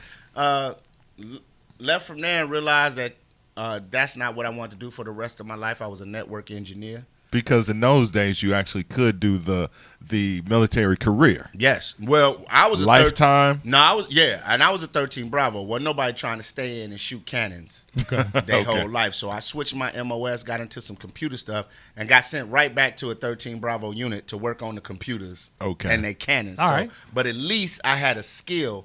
So when I came out, didn't want to be police or anything like that. So I ended up working as a network engineer for 111 North Canal. Okay. MSCSE certified, all that. Pascal, Fortran, COBOL, This the whole nine. This cat got shit to fall back on. Yeah. Well, Got no, 2 or it's 3 to so fall. advanced now, dog. Oh, like okay. I would have to go back to school and everything. Got it. Now, if you'd caught me 5 years in and I lose everything, you know what? Let me go. Yeah, but just got bored. That wasn't what I wanted to do. And as far as comedy goes, how I got into comedy, actually while I was in the military, Michael Coyer, one of my big brothers in the game, was doing a show at Night Tracks. Now, I had no idea about stand-up comedy. This was my first time ever going to a stand-up show. All right. At this club called Night Tracks in Lawton, Oklahoma, off Cash Road. Crazy. So I'm there, I'm watching him, he do his thing, and all my guys in my unit like, man, you could do that, Ish Leon, do that. Bro, you can cuss. Yeah, you can do that shit. You can do that shit, Leon. No, you see Mike's in the studio. Training, right. That's You that know. training. That's that trick. Shout out to Elroy. If there's a mic in the room, it's on. That's true. You talk about Shorty with the fat ass, be cool. They might be listening in another room. Right. So I'm like, he's like, man, he was like, you could do that. So as Michael Coyer's coming off stage, I'm like, Michael Coyer, I'm from Chicago, man. He's like, oh, yeah, I'm from Chicago, too, baby. I was like, man, I want to do what you do. I want to do stand-up comedy. I'll never forget what he said to me. He's like, well, nigga, don't tell me, do it. And one phone and kept high-fiving everybody in the club. And I was standing there like, okay. Now, what year is this? This is 1995. Okay. All right. I come out the military in 96. Okay. After doing Tuskegee Airmen, I got put on that show. I got put on that movie by being silly. I was standing around outside, fucking around. I was supposed to be working. Right. But I was talking shit to some other soldiers. But I had these cameramen cracking up laughing, and they was missing their marks. So the director said, what the fuck is going on while we got to keep reshooting? So as people, the PA come outside and say, yeah, the problem right here. Dude got everybody outside. He's like, man, you want to be in a film? I was like, yeah. He was like, you want to be in this movie? I was like, yeah. So I had to ask my first sergeant. I was 30 months out from ETSing. 30 days out from ETSing. That means getting out the military. Okay. So he said, I don't care, Rogers. You about to ETS anyway. And that's how I got my first movie role ever, Tuskegee Airmen. Didn't really have any speaking lines, but I was like a glorified extra. Right. So we had to be bunkmates with Cuba Gooding Jr., Courtney Vance, Mekhi Phifer, Michael Allen Payne, and Lawrence Fishburne and Malcolm Jamal Warner. We had to teach them how to be soldiers. Wow. Okay. Because we were military guys, they weren't. So they trained with us for like 2-3 weeks. They slept with us, ate with us, trained with us. And then I ETS, came home, sat down for about a month, you know what I'm saying? Didn't know what I wanted to do. You know, damn sure know that I didn't want to, work a 9 to 5, but I had to get a 9 to 5. That's when I started working for the Board of Education, 111 North Canal, doing the computer stuff. And just after a while, that shit was, I was like, I'm in the vault every day. When I go to work, it's dark. When I come out from work, it's dark. I didn't like that at all. And I just started doing comedy, which at the time was the dumbest move I could have ever done. Because why is that? Oh, okay. So Mike Dizz, I tell young comics all the time, if you have a regular job, work that job till you can't work it anymore. What I mean by you can't work it anymore, you're getting calls to be booked every week where you're going to be out of work at least 3 to 4 days a week. Okay. In a 5-day week, if you're going to be gone 3 of them, what's the purpose of going to work? Right. And the money's got to add up. I'm not saying you're getting called for shows making $150 a show. I'm talking about they calling you $500. That's $1,500 in the week. Right? So if you're not making $1,500 a week, you got to go that route. Absolutely. But that's got to be, your month's got to be booked up. Right. You got to have dates out because this comedy shit is crazy. 1 week on fire. And then? Whoo! Nobody's calling. And that's what you're saying. That's what happened to you. You gave up your job. You walked away from your day job, and you went straight in the Man, brother, first time somebody called me to do the gig, they was like, hey, I got my grandmama's 85-year-old birthday party. She's turning 85. She has a brain tumor. I mean, now she's not going to be able to hear because she's in a coma, but she'll be laying in the room, and we just want the good vibes. What is it? $75. We need you to do an hour. I'm there because of the passion of wanting to do the comedy. Yeah. So I quit. Now, mind you, I got money saved up from the military. Okay. You know, I ain't tripping on no cash. But when you quit that job, and the job I had was decent. I mean, mind you, I was making $65,000 in '96. That was some decent money. That's coin. My father, rest in peace, Leon S. Rogers Sr. That's why every young black man should have a dad or a father figure in his life. Yes. When I say he went off on me, when I told him I quit to do comedy, you know, my mom, mamas is always like, well, that's good, baby. You spread your wings. You realizing what God wants you to do. Right. My father like, you got to be the dumbest son of a bitch in the world. I can't believe you came from my ball sack. $65,000 a year. Me and your mama combined only make 80. You dumb mother. I mean, going off. Like, me and my pops went to war about this. We actually kind of fell out. Oh. And it hurt my heart because I'm like, man, Dad, I thought you'd be proud of me. I'm doing what I want to do. He's like, yeah, goddamn it. But not at the expense of jagging off for $65,000. Right. You know what I'm saying? I'm riding slick. And Pops is old school black fathers, old school mindset. They came up working. They know how hard it is. Ass knuckles black, hands look like they've been dipped. He worked at the steel mill like he was dipping them in the lava. So, he pissed. My hair's manicured. I'm clean. I work on computers. Right. He like, I'm out here getting lung poisoning from inhaling all these steel mill fumes and touching people's mail. Look at my hands. I can't even pick up a fork and knife. Your mama got to cut my food for me. And you want to quit to do some damn comedy. He hell. Right. Black fathers. That is so accurate. Dude, that is spot on. I lived that exact same life. I got a mirror story for that, so I understand exactly what you were going through there. Mike and Dizz, when I tell you I'm hurt, right? Like, this is my man. Like, my father, my best friend. Yeah, best friend. I'm not going to lie. Namesake. Me and my father done took trips to Vegas and they ain't told mama. He's like, man, let's ride out here to Vegas. Let's go. Because he worked at United. We can get on a flight like nothing, right? Okay. 30 years in the game. His buddy pass game was strong. I come in Jordans on. They be like, right this way, Mr. and Mr. Rogers. You get on first class. I'm like, I get on Jordans, Dad. They let me in first class because you're supposed to be dressed up. Right. But I went, man, and I was getting gigs with like $50 here. 2 days go by, $75 here. 2 days go by, $100 here. But I'm spending money like I'm still working at the Board of Education. One day I wake up, I was on a date. I'll never forget. Before I met my beautiful wife, Nicole Rogers. Let's put that out there. Right. Put that down. Disclaimer. Before I met my beautiful wife, Nicole Rogers, I was on a date at Lowry's Steakhouse. Lowry. That's closing, by the way. That's closing. Moment of silence for Lowry's Steakhouse. I got to go hit it up. All the time sake. And I went, man, and I'm looking at short. I'm like, yeah, it's for to go down. You today, Lawrence. Right. You ordered off that side of the day. I want the appetizer too, and alcohol. Your belly full? Because I'm gonna add a little more to it. Oh, yes. Before you get fixed. So, man, he run the little debit card. Oh no. Come back. No, it's good. I throw the tip on there. Oh, okay. So I go to get money to pay the valet at the ATM. And black people, the one thing you hate when you punch your code in and you hear that. Oh, yeah, because if you hear right, it's counting money. But when you hear that, you better get that receipt. You better get that CVS receipt. Like, it'll let you know. Man, when I heard that shit, I was like, oh, not now, Lord. No, Lord. I ain't even bought the condoms yet. I might have to roll the dice if it ain't no more money. Because I'm still going. Oh, I just got to roll the dice. Yeah, good luck. Man, when it told me I had $6.43 left, my heart sank. And I was just like, but here go the stubbornness of black men, and this is how I know I'm my dad. As fucked up as I was right there, And thank God I had a 20 in my pocket, but I was getting some extra money because, I'm finna. Right.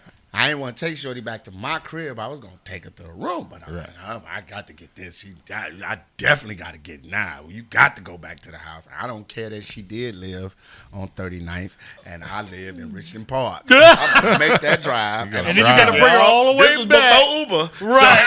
So I was going to have to get up and take her back. And I said, I couldn't get him. So I got to, and that just... the stubbornness in me, man, I didn't want to tell my father right. I was fucked up. Right. Because that means he won. Right. And I didn't want my dad to say, I told you so. Right. That's the thing. As men, we never want to hear, I told you so. Never, and my dad, ever. Leon Rogers Sr., he was going to let you know. Boy, what I tell your dumb ass? See, now look at you. Look, get that off your face. What you need? Oh, that's that's crushing. Because he going to help. My father was the type that he's never going to turn me down. He going to help you. He going to help you, but you got to take the lecture that come with it. Oh, yeah. And that's real. I do that with my daughters. When they ask me for something and I done told them to do something, they didn't do it the way I told them, I say, well, go ahead, pick up a chair because you about to get this 30-minute talking. I done pre-wrote this out. Right. I'm going to give you what you need. Because you knew it was coming. Because you knew it was coming. Because I tried to told you. Yep. That's what my father used to say. I tried to told you. Tried to told you. And so, I struggled for a long time. Mama's out of saving grace. She used to send food to me and all that. Because my father was crazy. He used to be like, and your mama better not give you no goddamn money neither. She had to come over there and live with you. That's how I knew my daddy was crazy. Right. I said, he ready to kick his wife, your mama, out the house. Yeah, 34 years, you just going to put her out because she helping her firstborn? Hilarious. So just then and then by the blessings of God, it picked up. Shout out to Damon Williams. Shout out to George Wilborn, Damon Williams, Tony Schofield. 3 comedians that were very integral in me getting on. And shout out to Mary Lindsay, the owner of All Jokes Aside and Jokes Amongst. Those are 4 people in my comedy career that I will never, ever say anything bad about. Oh, I'm sorry, 5. Cedric the Entertainer. All right. Chicago Famous. We are chatting it up, cutting it up with our man Leon Rogers in studio. What's up to everybody out there checking us out on YouTube, Facebook Live. Share the video. We'll shout you out. He's hanging out with us the entire hour, so we're going to take a break, pay a few bills, see what Willie's talking about, come back with my man Leon Rogers, and keep this thing going. In Chicago Famous. WIFTBPN.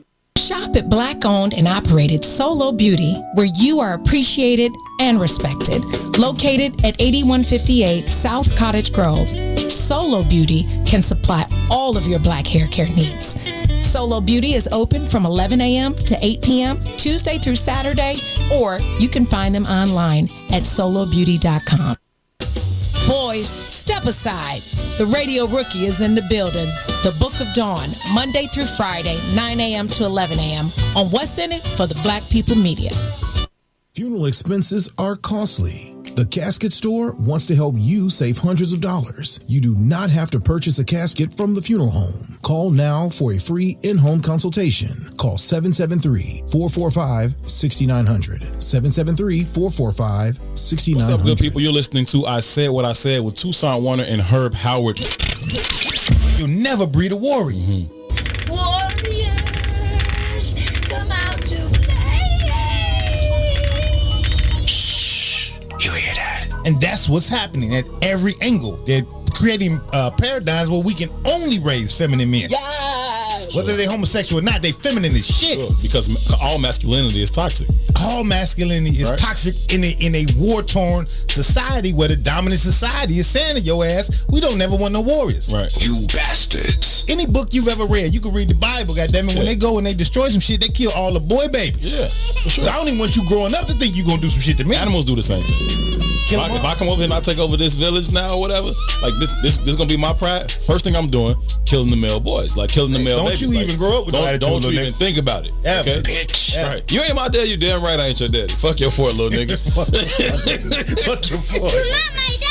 Oh man, I hate that I laugh at this shit in public. That's real. I hate that I laugh at this stuff in public. That's real though, right? Toussaint Warner and Herb Howard live on What's In It for the Black People Media, Monday, Wednesday, Friday, 1 p.m. to 3 p.m. The world requires first-hand knowledge of real international working. As a successful international businessman, I have achieved many goals and made many business friends abroad. International business can rebuild the middle class by creating the infrastructure to support small businesses through economic development funds and international expansion. I'm Dr. Willie Wilson. Vote for me. Send me to Washington. God bless. Paid for by Willie Wilson for Senate. Are you curious to explore the intellectual currents that channel our thoughts and frame our reality? Have you ever meditated for relaxation and accidentally discovered the universe in the process? These matters and many more you may never have even thought of will be yours to explore as you come with me into Muwakil's world. Every Monday, Wednesday, and Friday from 11 to 1. Right here on What's in It for the Black People Media. WIFTVPN. Welcome back, welcome back, welcome back. In all my years of radio, I've never seen anything like this. You're listening to Chicago Famous with Mike Love and Dizz. So hit it. Chicago Famous, Mike Love, Dizz. We're back with the Destin legend, Leon Rogers. In the house, hanging out with us for the next half an hour or so. Share the video. If you're watching this right now, tell your friends, share it on your page. Let us know that we got it going on. Till 6 p.m., having a good time, talking comedy stories, radio stories, all that good stuff. Yeah. And you definitely have... You've definitely brought up some memories, and people are reacting in the chat, man. It's like they are really having a good time right now. You know what, man? I think. Look, I was blessed to have my mom and my dad. Shout out to Leon Rogers and Alfreda Rogers. Like a lot of young Black African Americans growing up, especially in our communities where we come from, don't have the luxury of having both their parents in the same household. And for the Rogers, it was a clan. It was a unit. It was just us three. I had no brothers or sisters, so it was me, my mom, and my dad.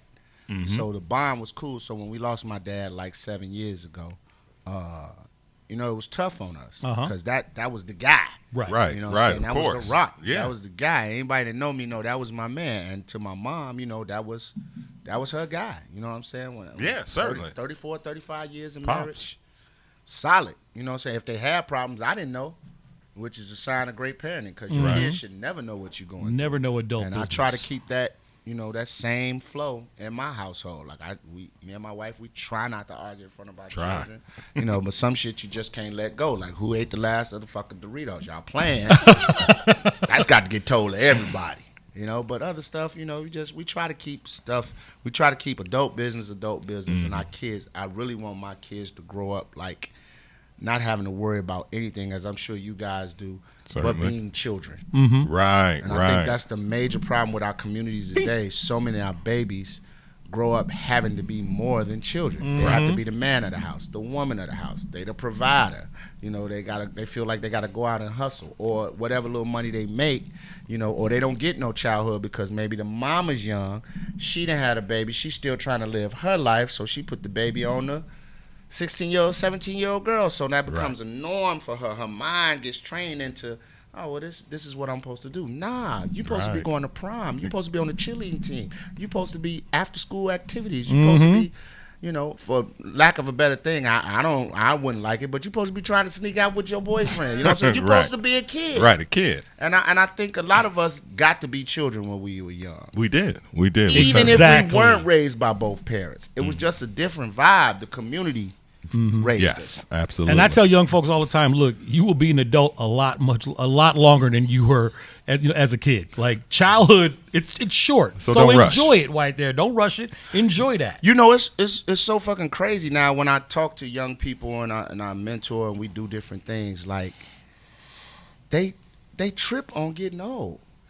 Oh yeah. To me, and people be like, they laugh at that. I'm like, no, that's sad that they really don't have no future perspective on what it is to get past 30.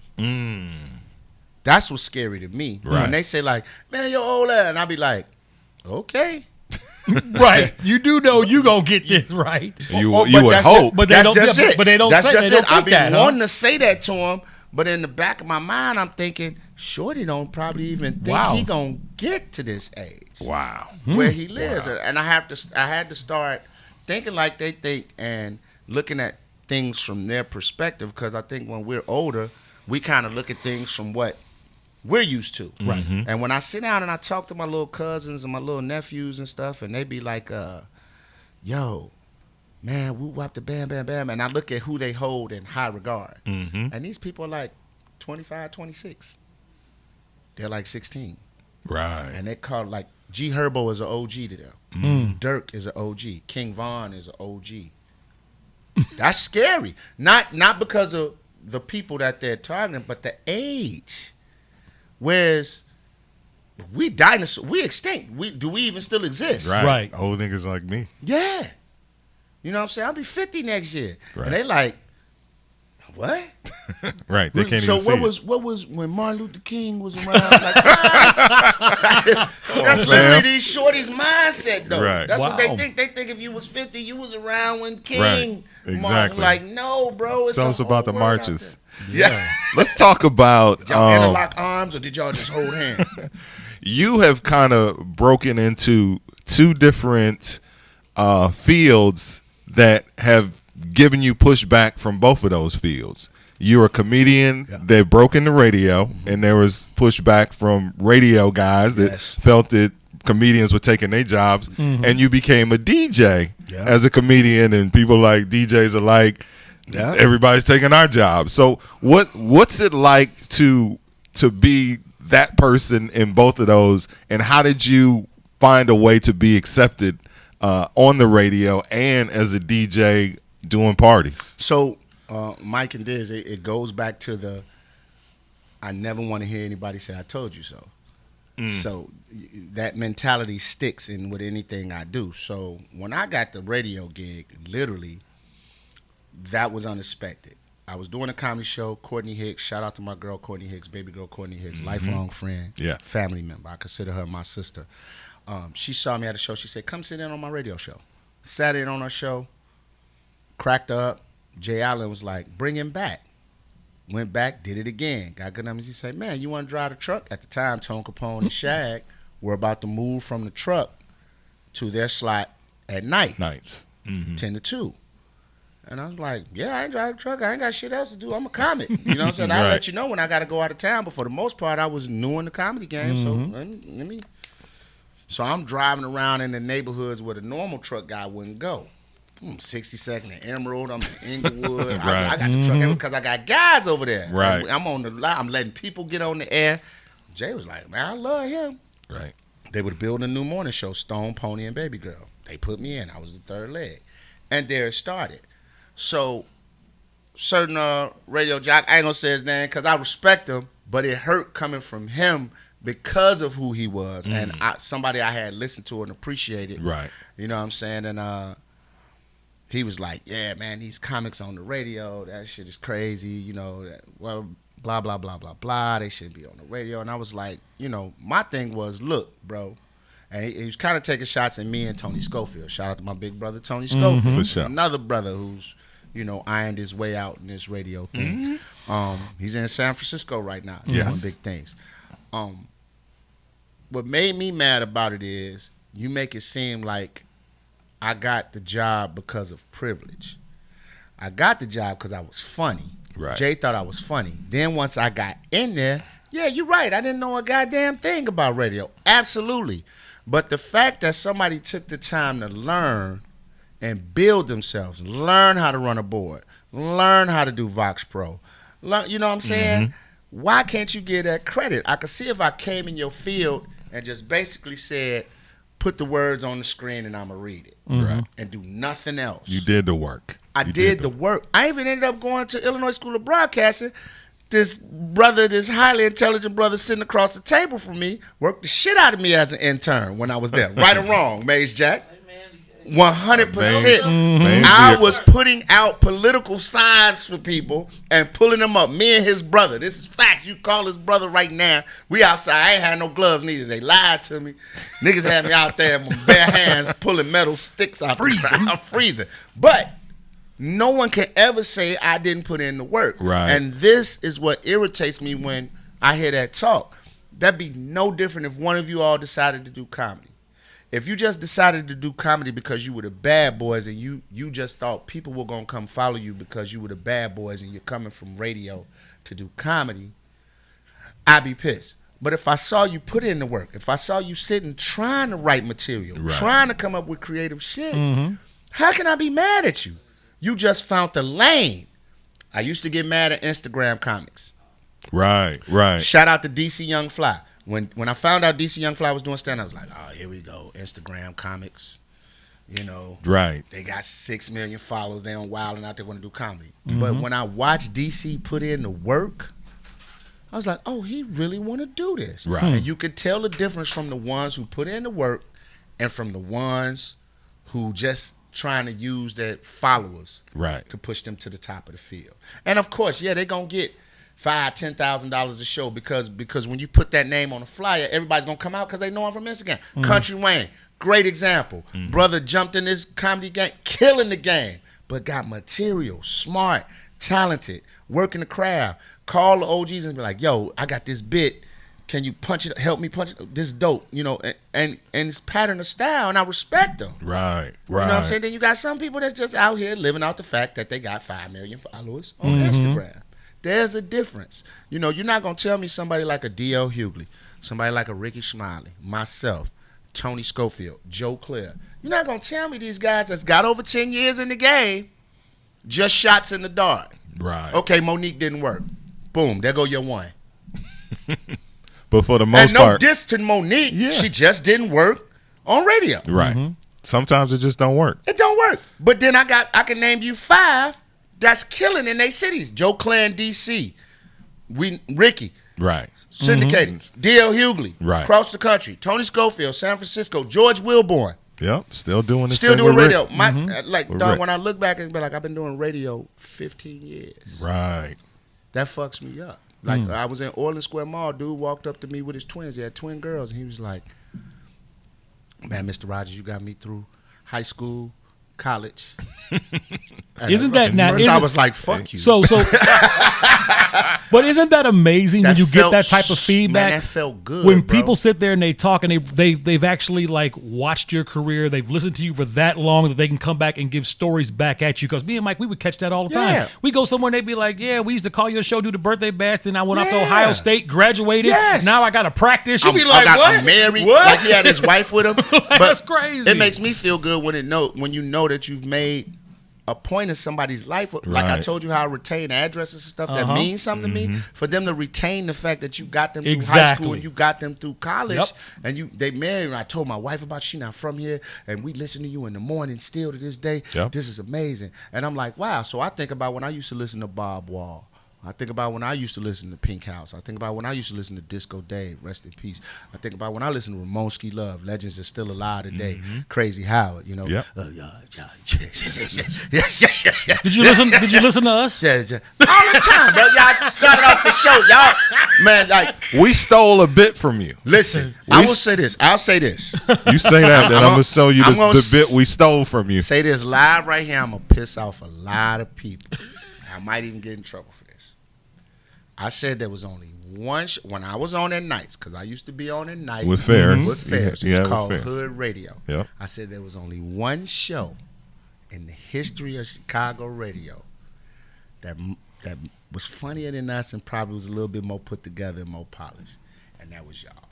And I said I know y'all gonna come at me with Disco Dave and all that. I said That's love. Was hilarious. I said, but the Bad Boys, they was different. They were super different. And I said, and I'm not just talking about Birthday Live. Put that on the show. Right. That's That's epic shit. Yeah. That's that. We're not even talking about that. That's like comparing Jordan and rings, right, and domination in finals games to anybody else. But I said, it was little shit like, right, Bad Boy Smack, shit like that. Just little stuff that made that great. And I said, well, we weren't better than them, but wasn't nobody colder than us. From that 10 to 2 slot, right. Nobody. Hood radio, DJ Fairs controlled the music.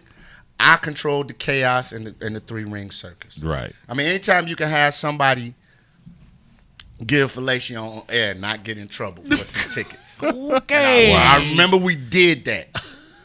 We used to call it the temperature check. Wow. For tickets. If you want these tickets, you got to take your man's temperature. Wow. And they would hold the phone up It don't get no hooder than that, brother. One of the things that made Bad Boy Radio what it was is that we found a way to take little things from places. So whether it was the smack from video games or the birthday line, you had to be out doing comedy tour with D-Ray. He was doing a clean comedy tour. Yep. And you was doing your thing, and you was talking about what it's like out. And I don't know if you're going to remember that. You're a comedian, so you probably remember. But you said He snapped off, Joe. and that was a part of something that you did where you were talking about kids dancing. Like, because the footwork the era. juking It was and the all footwork that. era. And you were just talking, and we saw you say that, and Diz and I looked at each other. I was like, we got to take that line and drop that in with the workouts. So your comedy and your stand-up early, and this is before you even on the radio. Yep. This was when these Leon Rogers out in the street. This was basic jokes. This was coming out the gate. Right. I want to do this joke. Right. But that he snapped off Joe is He snapped off Joe. we brought that to the radio, and that was Diz said it on the air one day, and I just chopped it off, and we would occasionally it became drop a part it of in. the show. Chicago we would go lingo. places and they would say that. Yeah, exactly. Chicago lingo. Man. Exactly. It's where you come from. Yep. And back to the point with the DJ thing. Like when I first said I wanted to DJ, a lot of people looked at, here we go, the radio comedy guy wanted to DJ. Right. Paris Hilton. I'm like, nah, fam. Shout out to DJ Dollar Bill, who came over my house and saw I had a ton of records. He's like, what you got all these records for? I said, well, when I was in the Army, all we did was bought music. Right. We didn't have shit else to do. Like, what you doing? You sitting around all day. You come in from the field. We had records. I had a turntable, and I played them. I wasn't doing crazy. I'm just playing records. He was like, bro, you need to mix, man. Get you some tables. I got a mixer for you. Know how to mix. I was like, all right. I'm always down for a challenge. Right. Got the 2 turntables. He gave me my first mixer. I started practicing. This brother whose name is on my hat. Timbuktu. When I told him, he was like, I let him hear a mix one day. He's like, that's trash. But I respected that. Right. I didn't want anybody to say, yo, this is dope. And he's like, yeah, that's trash. Like, I go, come on now. Right. And I said, okay. And he kept it 100. And there was a couple other DJs. Matter of fact, first DJ battle I ever had, that was funny. Remember? It was me and you. Oh, yeah. What? Was Reds? Reds on Stony Island. Oh, my God. It was back and forth playing. It was back and forth playing records. And when I tell you, you don't understand how happy I was to be accepted. I was worried if he was going to be like, hey, don't make me go up against this motherfucker. You know what I'm saying? No. But I was happy that Mike was like, all right, man, what you got? And I'm like, oh, okay. Joey, they like me. They really like me. Acceptance was the key. And there still was some DJs that went crazy, but until, shout out to Bulu Master. Bulu Master, guys like Bulu Master, guys like DJ P. Diddy, too many to name that was in my corner. Like, Big Al over at Family Den. Yeah. It was people, Rock. Just there's a lot of people that was like supporting me. Yeah. And for me, I feel like this. Same way in comedy. If you say you want to do comedy, I'm all down for it. Because I'm nice.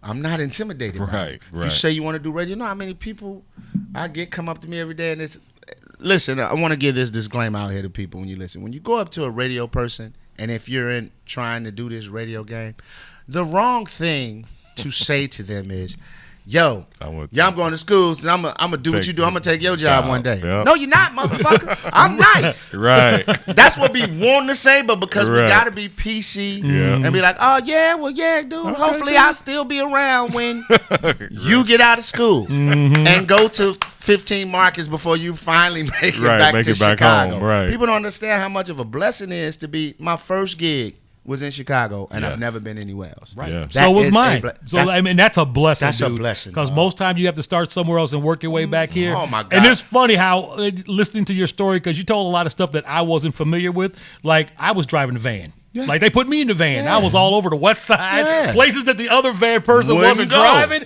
We were like, yeah, we're going to do that too. And they just found ways to work us in because of what we did. And one thing led to another. And then, we made it happen. Put it to work. I've heard the horror stories of people that had to go here and go there. And I'm like, damn, I don't know if I could. We talked to Rick Party, and I swear Rick Party must have been to like 25 cities. We had no idea I don't he know had if I been could have that done it. all over the place. But then I could see why some radio jocks get mad if a comic gets put on. Right, because I get it, but you can't be mad at that because somebody says, I see something in them, and I want to see if it'll work. Period. Right. That's how it happens for everybody. Even when you go through your 15, 25 markets, somebody from that other market says, I see something in them. And you just outgrow the market. It's not that you suck, you outgrow the market. Period. Like you start out in Winter Haven, Florida, and somebody in Orlando hears you and say, hey, I like him. Right. They bring you to Orlando. There's somebody in Miami like, oh, no, we need him. Next thing you know, you're in Miami. How did Fox Soul and Later with Leon come about? Oh, man. All praises due to the one and only, the fine little chocolate thing herself, Miss Darlene Hill. Yes, Darlene yes. Hill is somebody I will always give props to for putting me on Fox. She used to do, of course, she used to do the news. And Right. And she had this segment every Friday that she called Man Cave Fridays. So she had me on, and then she had this brother named Jason Prinzo on, who's the husband of Angie Prinzo that's on Kiss 103.5. Okay. Me and Jason was cool. She said, who's somebody you vibe with? I say, Jason, my man, we always arguing about stuff.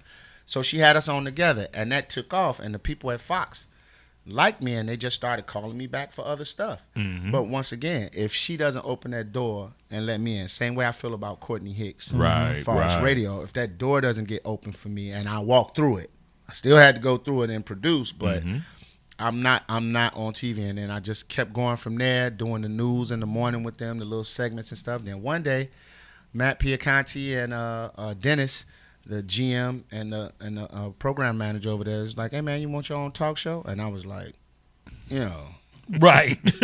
In this game, how people tug you, and you be like, yeah, okay, all right, whatever. And they was like, nah, we dead ass serious.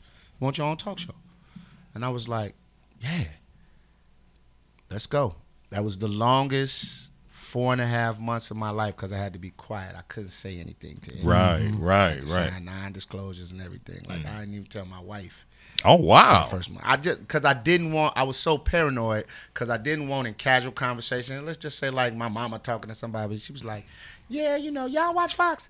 Y'all gonna have a show on there." Right. Not even trying to blow the thing. Right. It just But comes you out. know that women can't hold water, so Dudes can't either. I ain't tell nobody. And Fair enough. When it finally came out, it was a beautiful thing. And it's right now, it's COVID. It's shut down due to COVID. They're building new studios. We'll be back. So that's good. We're coming back, good. but it's just this COVID thing screwed up a lot of stuff. Yeah.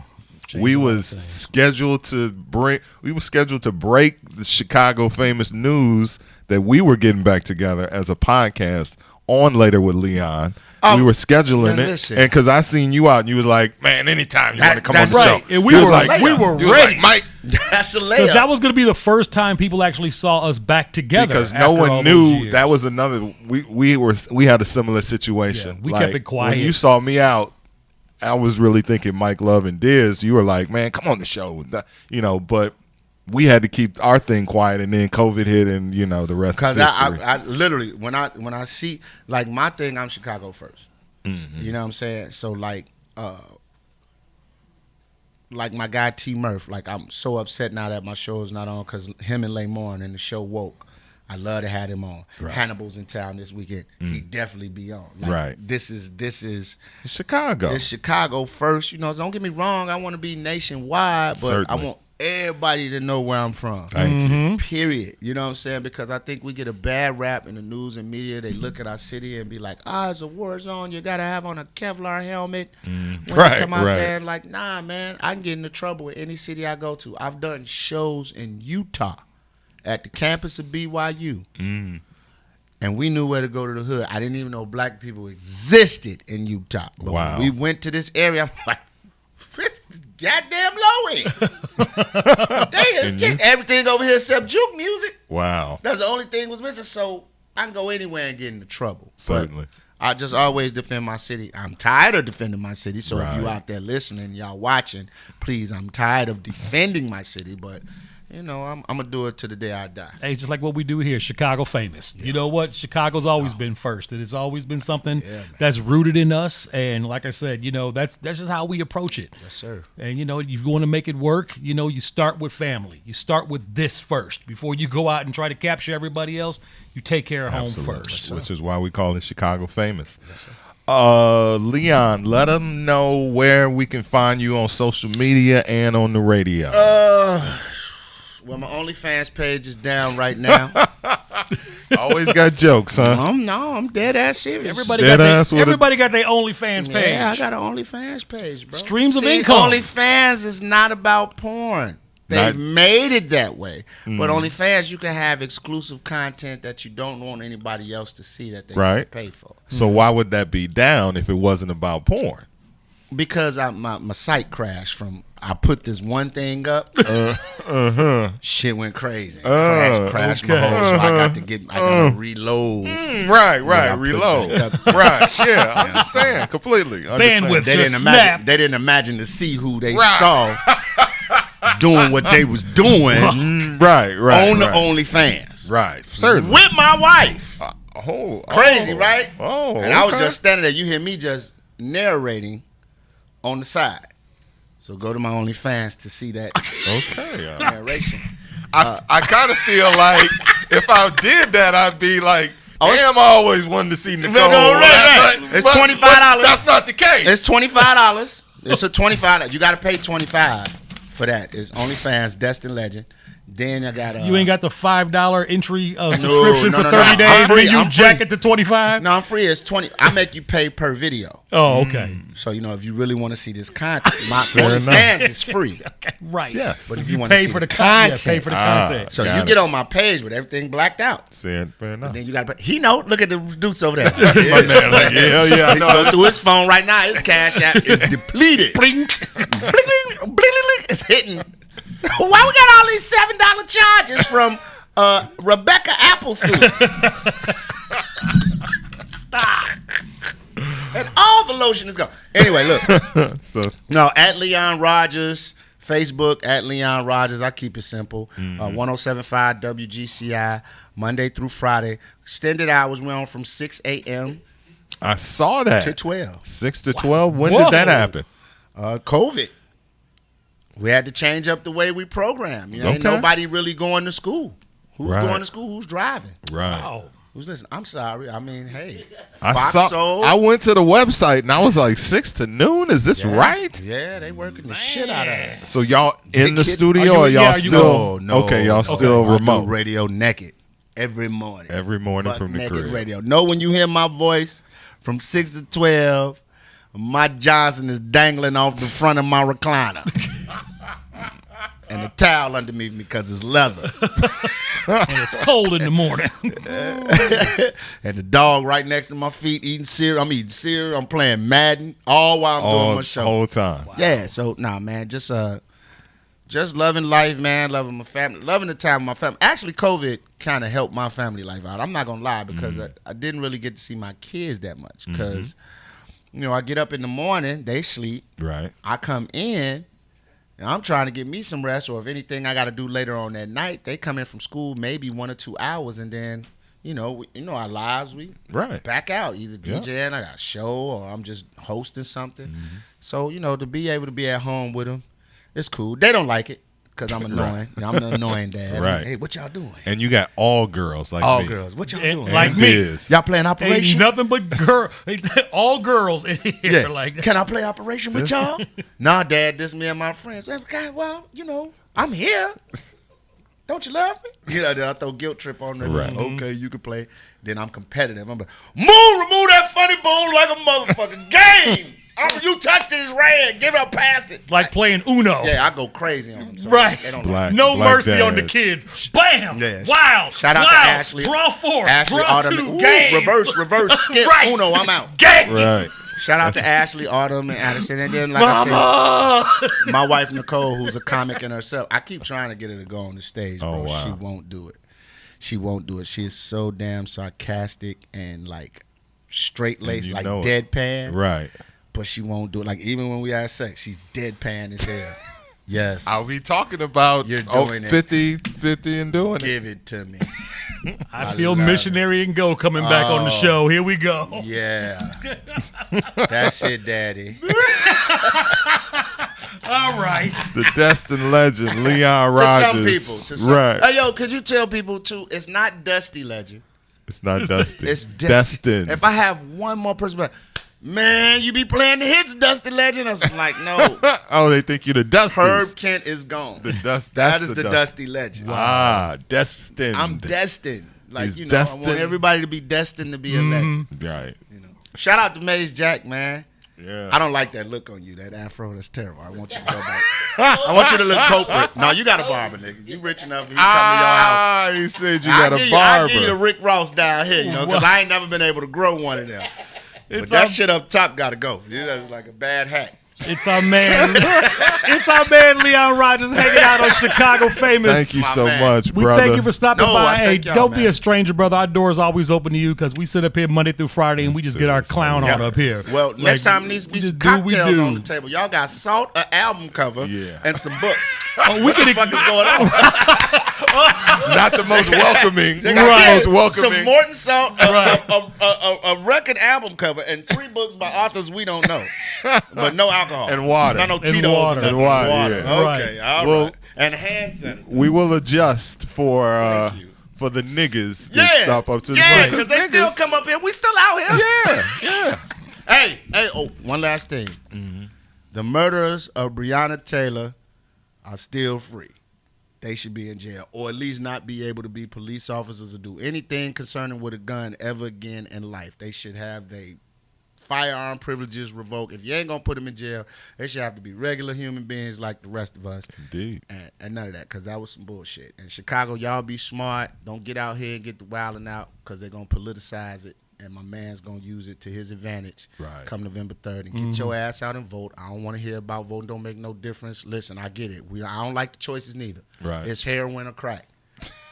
Agreed. Biden is heroin. Smoke Dude is crack. But what do you do when you smoke crack? You suck dick. Heroin addicts still out their grandmama's purse. Right. But they don't get head to nobody on the street for heroin. They go to sleep.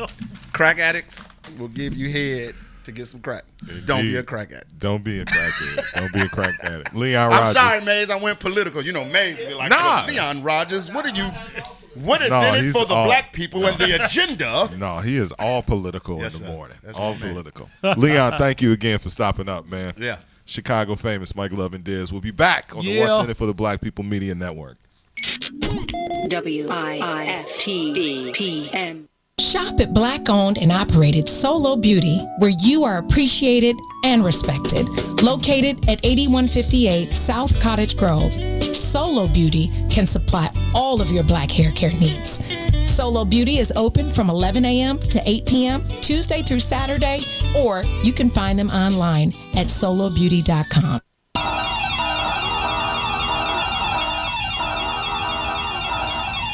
This secure moment is brought to you by Secure Home and Automation, your premier authorized Bring security dealer. Home invasions occur every 23 seconds, fire every 85 seconds, and medical emergencies occur suddenly. In times like these, get secured home and automation and an affordable wireless home alarm system with professional monitoring. This includes fast emergencies response, free security analysis, free equipment, and free installation. A limited time offer, be proactive. Call today, don't delay. 708-251-5069. That's 708-251-5069. Call now, 708-251-5069, or visit our website, securehomeandautomation.com. Secure Home and Quality, prison reform, reduce property taxes, and economic opportunity for all. I want to get to know your neighborhood and the problem that you face every day. And I want to serve every man, woman, and child in the state of Illinois. A vote for me is a vote for you.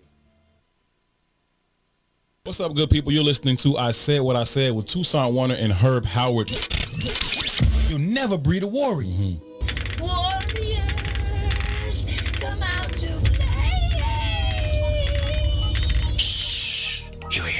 And that's what's happening at every angle. They're creating paradigms where we can only raise feminine men. Whether they're homosexual or not, they feminine as shit. Sure, because all masculinity is toxic. All masculinity is toxic in a war-torn society where the dominant society is saying to your ass, we don't never want no warriors. Right. You bastards. Any book you've ever read, you can read the Bible, goddammit. When they go and they destroy some shit, they kill all the boy babies. Yeah, for sure. I don't even want you growing up to think you're gonna do some shit to me. Animals do the same thing.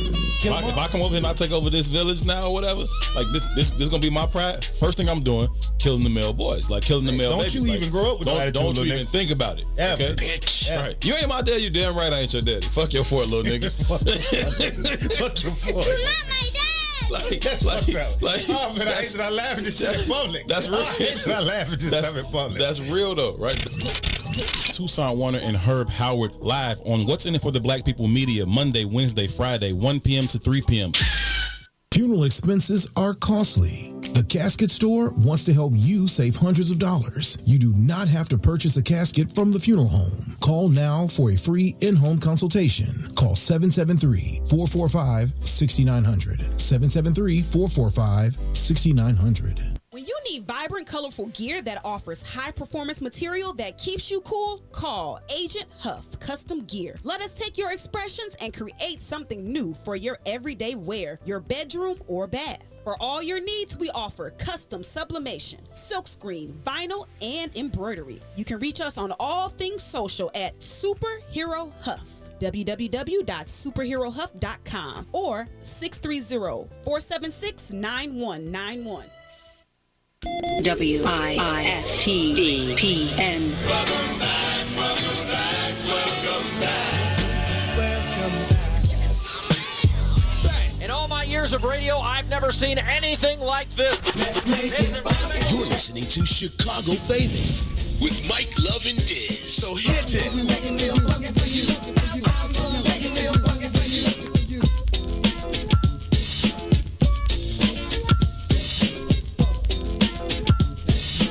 Chicago Famous, Mike Love and Dizz, back. Wow, that was fun. We knew that was going to be crazy, though, because Leon's just that type of guy, man. He is. He's that type of guy. Keeping it real with us. Hour number 3, the final hour of Chicago Famous, where me and Mike like to dig in the crate sometime and throw it back and have a good time and flash back and do all those good things. And tomorrow you definitely don't want to miss the 5 o'clock hour because you actually get to hear like 14 or 15-year-old Dizz do his first rap because I found it, I dug it up, and how many people can actually say they have themselves on recording when they were like a little tiny person? Like, well, I can't. 13, 14 years old. And I even found tapes of me when I was 10 years old doing a radio show. So, yeah, crazy stuff, man. And the thing is, like, I don't have the tape from when I rapped at the skating rink, at the Palace skating rink when I was a teen. Like, I don't even think it was a recording. I don't think we recorded it. So the fact that you have that piece of history, like, I cannot wait. I'm telling you, as a kid, have you ever seen that show, The Goldbergs, where the guy walks around with his video camera, and he video camera like his whole life. Right. When I was in Shorty, I went nowhere without a tape recorder. Okay. I had a tape recorder with me all the time, and no matter what it was, whether it was the postman, the milkman, whoever came by the house, I was always hitting record, asking questions, doing my own radio shows, singing in or rapping into the mic. So I actually kept a lot of those tapes, and I just dug those up out of the crate a couple days ago, and I mean, it's some classic material. Embarrassing? Oh, hell yes. But funny and entertaining. And tomorrow, like I said, I gave it to you today. Right. But don't play it until tomorrow because it's a So full you want production. me to hear it when everyone I want hears you it? to hear it when everybody else hears it. Gave me the MP3. And I pulled up some breaking pictures on top of that. So, yeah, we'll do the whole thing tomorrow. got it. I think I'm going to dig up some footage from the 50-yard line tomorrow. Okay. Maybe Club Liquid, the convent, some of the places we Show used to 'em party how at the- in Bad show Boy 'em how Radio the days. parties used And to how go. our parties used to be back then. Right. So I'm going to pull some of that video footage up tonight. We're going to bring that in tomorrow. So, yeah, it's going to get real interesting tomorrow. We're going to have a good time with it, and we hope you all join us beginning at 3 p.m. Oh, also real quick, somebody asked about the T-shirt. So normally you'll see a picture on my shirt, whether it's an artist or a movie, Right. movie or whatever. But today I am rocking Al Shawnee's. And Al Shawnee's is responsible for the vegan soup that Mike has fallen in love with. I have. And they're a vendor at my farmer's market on Saturday morning. And she should be in the chat, but if you're in the chat right now and you see Chantel is the wife. It's her and Al there. That's Al Shawnee's. That's how they put it together. And man, they do shrimp and grits. They do jerk Alfredo. They do rib tips. I mean, if you want to get your cook on or taste a dish that's incredible, go to see Shawnee in the chat and ask her about everything that her and her company puts together. So that's why I'm rocking Al Shawnee's today. And you even said that they're putting together some kind of vegan, plant-based dish for you. Yeah, they're going to put together like this eggplant lasagna just for you. Vegan cheese, all that stuff, so you won't have no problems. You won't have to question a thing. And since she just got off her surgery, she's not going to be – I don't think she's going to be at the market this week. She'll be back next week. But I think – In time. So, I mean, they're going to be hanging out with us for a minute, but they're big fans of the show, and we always appreciate the love. And shout out to Shawnee's sons as well, because they've been taking great care of her, making sure that she has everything that she needs. They put her crutches in the right place. They bring her water when she needs it. They're right there next to her doing what they're supposed to do. So great young men. Way to handle it. Way to do it. Way to do your thing. And I, today, pulled a shirt out of the archives. I'm taking it back. Is that Brandy? Yes. That is Brandy. That's what I thought when you walked in. I'm like, dude, you walked in with the Brandy joint. Man. The Full Moon promotional shirt. Wow. From back when 02. record companies gave out promotional shirts, right? That is OG, man. Yeah, my favorite Brandy song of all time is Full Moon, the song, randomly. But I've always kept the shirt. You know, we keep things. I'm nowhere near. Oh, I turned around in my back and you saw the back. You saw the back of the chair. Like I forgot that we're in these. We're in the Dr. Spock chairs. It doesn't Star matter. Trek It's on the back of the shirt is Brandy's logo. But Full Moon, obviously the Brandy album that dropped in 2002, and I still got the shirt, so I occasionally rock it and just be like, yeah. You know, I got a Brandy shirt, and you don't. Full Moon, the shirt. Brandy shirt. I know, right? Just super random. I think I actually had a Vanessa Williams shirt. Vanessa Williams, the right stuff. Vanessa Williams, yes. Not Vanessa with the singing career, with the X-rated video queen. Hey, Freaks in the Industry, Digital Underground. You know where we're going with that. Yeah, that would be something if you still have that. I don't think I do. Okay. I had it, but I don't think I have it now. All right, so let's. Oh, we got some video. We got video. Okay, so I was digging through the crates last night, and we were talking about the extended workout CD because we had George Daniels on with us yesterday. If you didn't see that show, go back and check it out on YouTube or Facebook Live. And we were talking about when we had our CD release party at George's Music Room. And people were out there juking, and we actually did like a commercial for it, and Mike was actually trying to get his footwork on.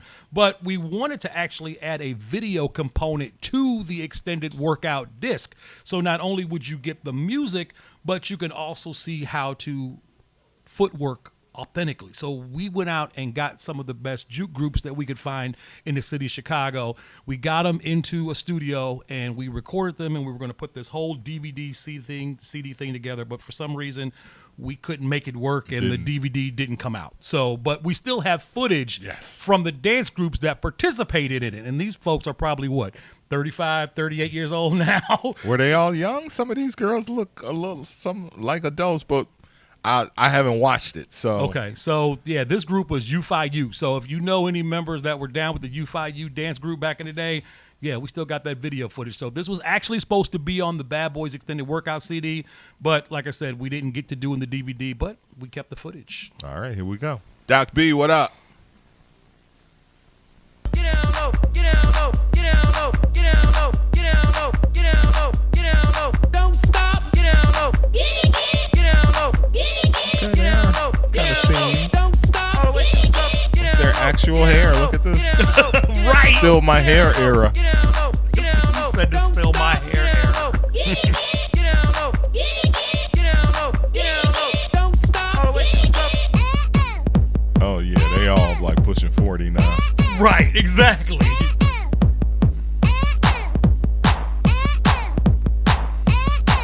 Hey, uh-oh. Come on, everybody.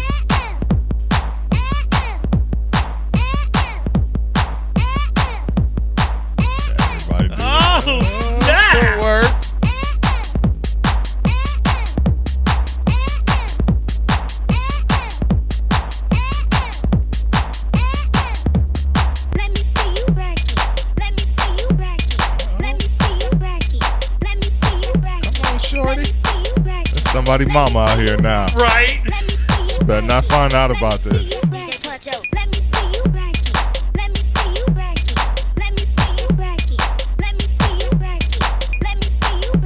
think this is when the guys start breaking into the solo. Okay. That's the part I could always do, that little side to side. Here we go. Here we go. Here we go. Here we go. Here we go. Who you with? Here we go. Here we go. Here we go. Here we go. Here we go. The Jew. The Jew. The Jew. The Jew. The Jew. The Jew. The Jew. The Jew. The Jew. The Jew. We was World of Dance before World of Dance. Right.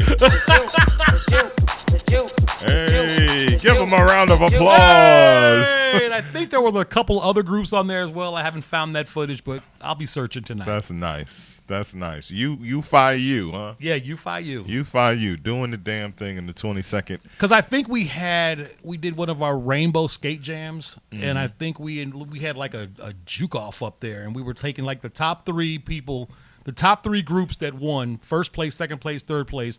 We were giving them a chance to be on our DVD. So I think that's how that whole thing went down. And okay. It was just, I just remember how crazy it was at the Rainbow that night.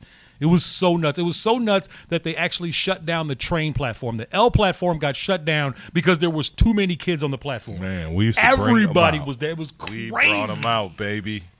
That's just how we did back in the day. Yeah, that was crazy. The good old days. But, 20-second workout, CD, DVD, yeah, for whatever reason, that didn't pan out. We didn't get an opportunity to do like a part 2. We were going to do a part 2, but it is what it is, man. So now this is something, this next video, set this one up for us. All right, so again, I'm digging into crates, and Mike has been finding stuff that I never knew existed. And I've been finding stuff that Mike never knew existed. Or I don't remember. Right, don't remember. It exists, but we just don't remember, like when he played the public announcement promo.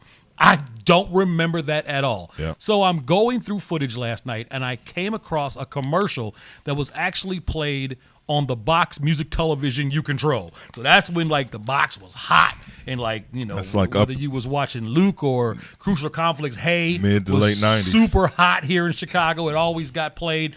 But since the box was the happening thing, GCI bought some commercial spots on the box music television, and one of the spots that they bought was for our show. So we did a commercial for the box music television, basically pumping up our show, where we were, what we did, and what was going on. And this is that commercial. All right. Now, was there a script, or were we just coming off the top? No, I believe we just freestyled this whole thing. Okay. I don't think there was any script at all. That's what we're going to do for the What's in It for the Black People. Just off the top, Maze. Yeah, right. 107.5 WGCI, it's the bad boys making mad noise. Mike Love and the Dizz, you know the biz. Can't you see? All eyes on me. Guess it's on us tonight. What's up, y'all? It's the bad boys. He's Mike Love. I'm the Dizz. Take care of the biz on Chi-Town's #1 radio station, GCI. Here in the studio, just letting you kick it. We figure you call us up enough, you hear us enough. What the bad boys be doing? This is what make it mad noise. Yeah, this is what we look like live in person. 6:45 on your radio every night. We do All Eyes on Me. That's your chance to get on and flip the script. 6:30, we got a little something called the 20-second workout where you can get your little workout. But that's only if you can work it, because you get some of this going on, you be like, oh! That's only if you can work it, because if you can't work it, what do they get, man? Bad boy smack. 7:30, we toss it up because we don't do shouts. Never do shout-outs. We got the birthday bash. Who's this on the birthday line? It's this. Where you from? You had so much energy. 9 o'clock is the 9 and 9. And we just play the hottest music in the city. Hey, with the bad boys making mad noise when we play the hits, don't forget it's 107.5 WGCI. #1, baby. Available on VHS and beta. Dizz with the snapback before that was even a thing. Look at that. Not even rocking the fitted. Right. Got the snapback, the Chicago Bulls pullover. Warm up, and I got the young Adidas. Oh, my God. Man, that was like one of my favorite Adidas velours of all time. Look, super young on that one, man. Super young. I look like Jesus. And again, that's back in the days when I was drinking like 12 Cokes a day, so my energy level was ridiculous. Yeah. I was hyped up off caffeine like all day long, so yeah, whenever they said action, it was just like, okay. And that's when my testosterone levels were oh, no. high. That's before balsa wood set in. Oh, man, I had real wood. Hashtag quality wood. I had quality wood back then. We are just not going to get away from, like, missionary and go, right? Look, man, that's the beginning of the 3 T's. So, yeah. That's true. I was laying the wood back then.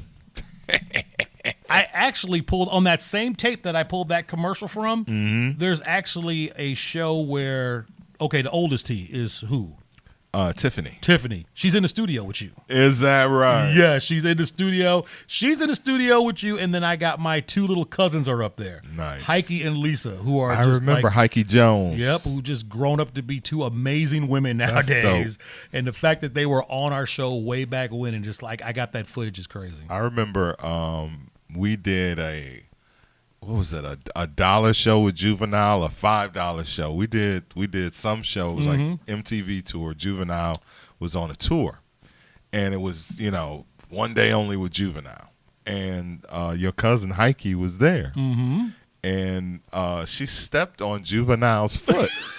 And he was like, "Hike it heavy." I don't know why I remember that. Wow, it's random. I bet she don't even remember that. That's super random. That's just because I remember her because her name was so unique. Right. And I always had this saying, you never forget when somebody steps on your foot. I remember. So I didn't forget when she stepped on his. I remember that's when Barack Obama was still coming up to the station all the time when he was the senator back then, right? Ah, yeah. And I remember her telling me that she wanted to meet him, and she's like, "Can you hook that up?" And he was doing something with Elroy. They had something going on, but anyway, I just ran into boss's office. I said, "Yeah, I got my little cousin up here. She would love to meet him." And Elroy was super cool back then, and he was just like, "Okay, well, here, write her name down. I'll take care of it." And she got to take a picture with him and talk to him. And, Heike has grown up to be an amazing. Like, she can't be. I'm trying to think how old she is now, but I would say somewhere around mid-30s. She was in her teens back then, yeah. Yeah, but she has, like, traveled all over the world, man. She's Really? been to Africa and Italy and Germany, and just that's what she does. She travels all over the world, sees different cultures, learns different things, and yeah, she's definitely amazing. Shout out to her. Shout out to the young family members that have gone on to do great things. Definitely. So it's always good to see. It is. I'm old cuz now. It's like there was a group of cousins above me, and they're the ones that kind of, I look to for advice, and they kind of help us grow up, and now I'm old cuz now. Right, so I got all these little ones underneath me, the 20-year-olds, the young 30-year-olds, and now they come to me and ask me about stuff, so that's always fun, It's funny because my younger cousins don't come to me for shit. They dude live out of town, and, we rarely see him. So I'm the kind of, I pop up on the holidays, stick my head in. Plus, I'm, always low-key in the cut, kind of quiet, so people kind of play me like that, like, oh, okay, he chilling.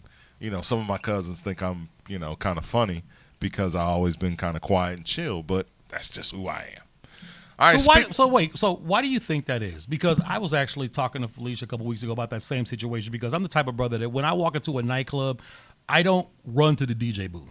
Okay. I don't want to go up to the DJ booth and say, "Hey, I'm in the house. Say my name. Put the spot." I've never been that guy. I just kind of come in, mingle with the folks, sit at the bar, hang out. And I think sometimes people who are running the party get offended by that. They think you're funny. Right. They think, oh, he just gonna come in here and not say nothing. And I'm just kind of like, this isn't my joint. This is y'all thing. I'm a visitor here. Right. I'm coming here to listen to music, mingle with the folks, have a good time, hang out, no problem. I don't need an introduction. I don't want a DJ. You got a whole DJ lineup up there. That's what they're here for. Right. I'm not playing any records. I don't want anything. I just want to come in here and just hang out. And sometimes people think you funny. They look at you sideways like that sometimes. I think the reason is because you are Dizz.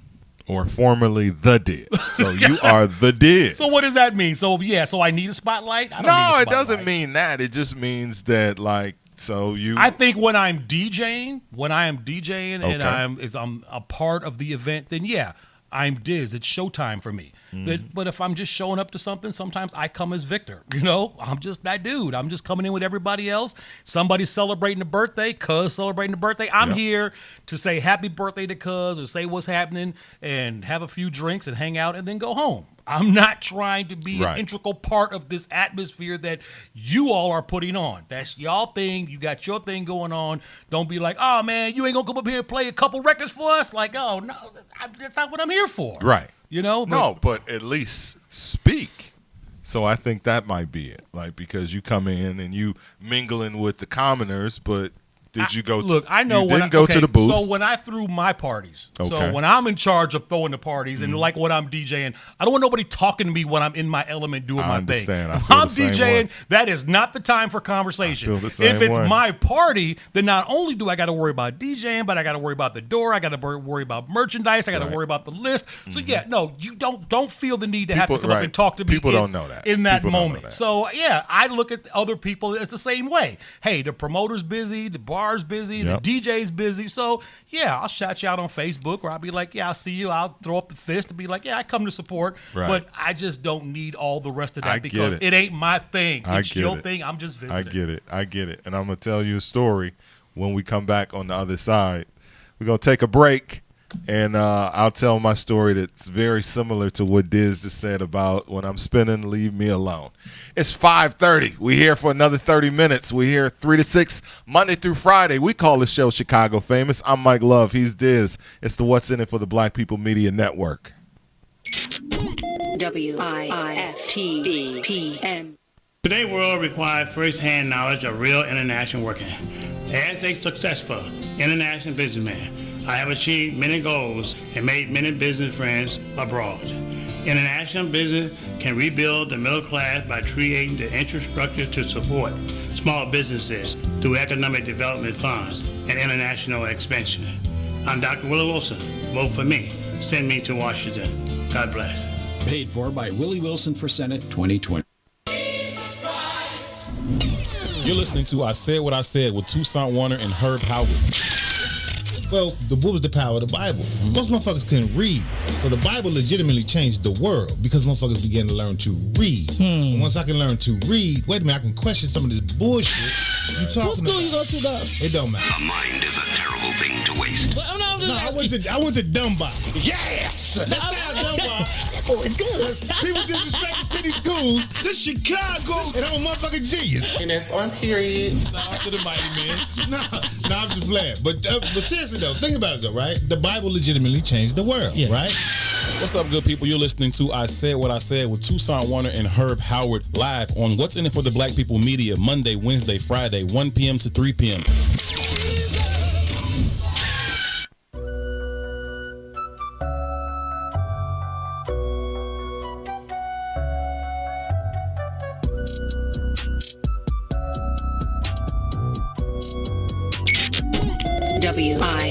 WIFTV-PM.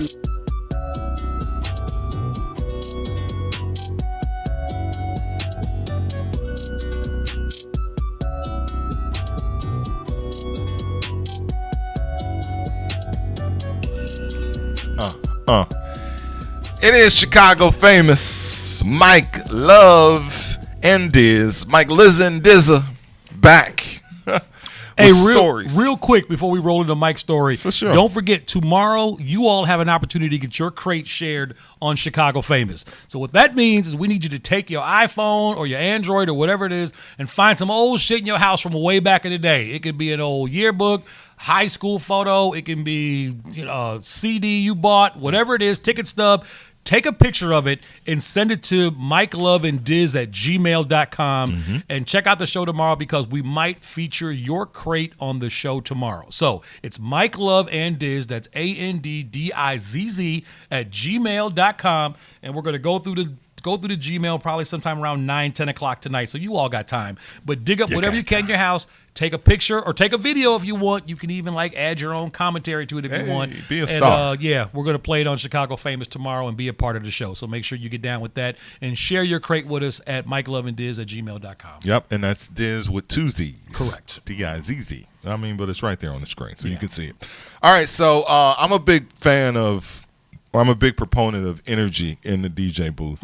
I think that, I know that as someone who has DJed for over 35 years, actually 35, that the DJ booth is a place where the energy comes that sets the mood for the party, the event. Correct. So I've never been a fan of people trying to siphon that energy for themselves. Now, a lot of people will, like some people certainly come up to the booth, give you a pound, just came to say what's up, give you a hug, let you know I'm in the house, maybe I can get a shout out.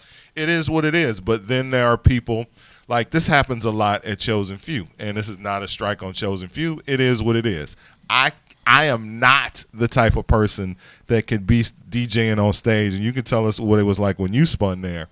Like you're DJing on stage and there are people on the stage around you and dancing, and the worst thing is in front of you taking your energy. Like that's my energy. I saw one time in 1997, this is not a joke, it really happened in 97. It was the after party for the Budweiser Superfest or whatever. We're at the House of Blues, and Kid Capri is DJing. And this is in 97. You know, that's when we danced. Right. People came out and partied. It was dance rap back then. Especially Kid Capri on the ones and twos. Kid Capri at the House of Blues was a must-attend event every time. So Genuine it's 97. It's Genuine.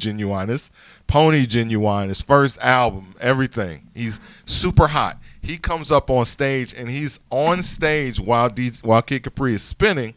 And the women, of course, are like, oh, my God, it's Genuine on stage. Crazy. They start going crazy. So he's up there. So he starts dancing a little bit, and he starts giving energy back to the people. So Kid Capri gets on the mic, and he's like, hey, could you step off to the side?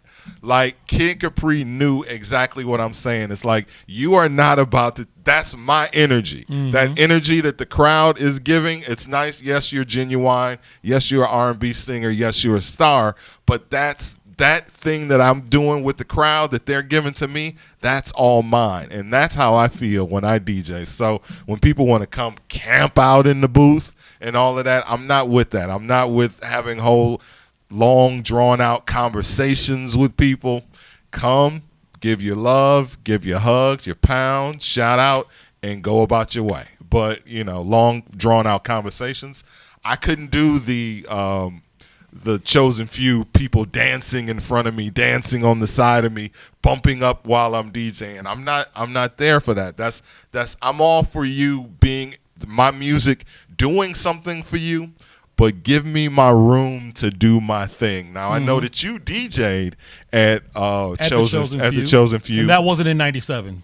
Certainly. It was like 2010 or 2011. Yeah, somewhere around there, yeah. So what was the energy like on the stage when you did You know, I actually had a clean stage. And that was interesting because that's before they started letting everybody up on stage. Basically, yeah, right. Because it was crazy, but it was funny because I think DJ Emmanuel was on before me. Okay. And then I played, and then I think Mike Dunn came on after me.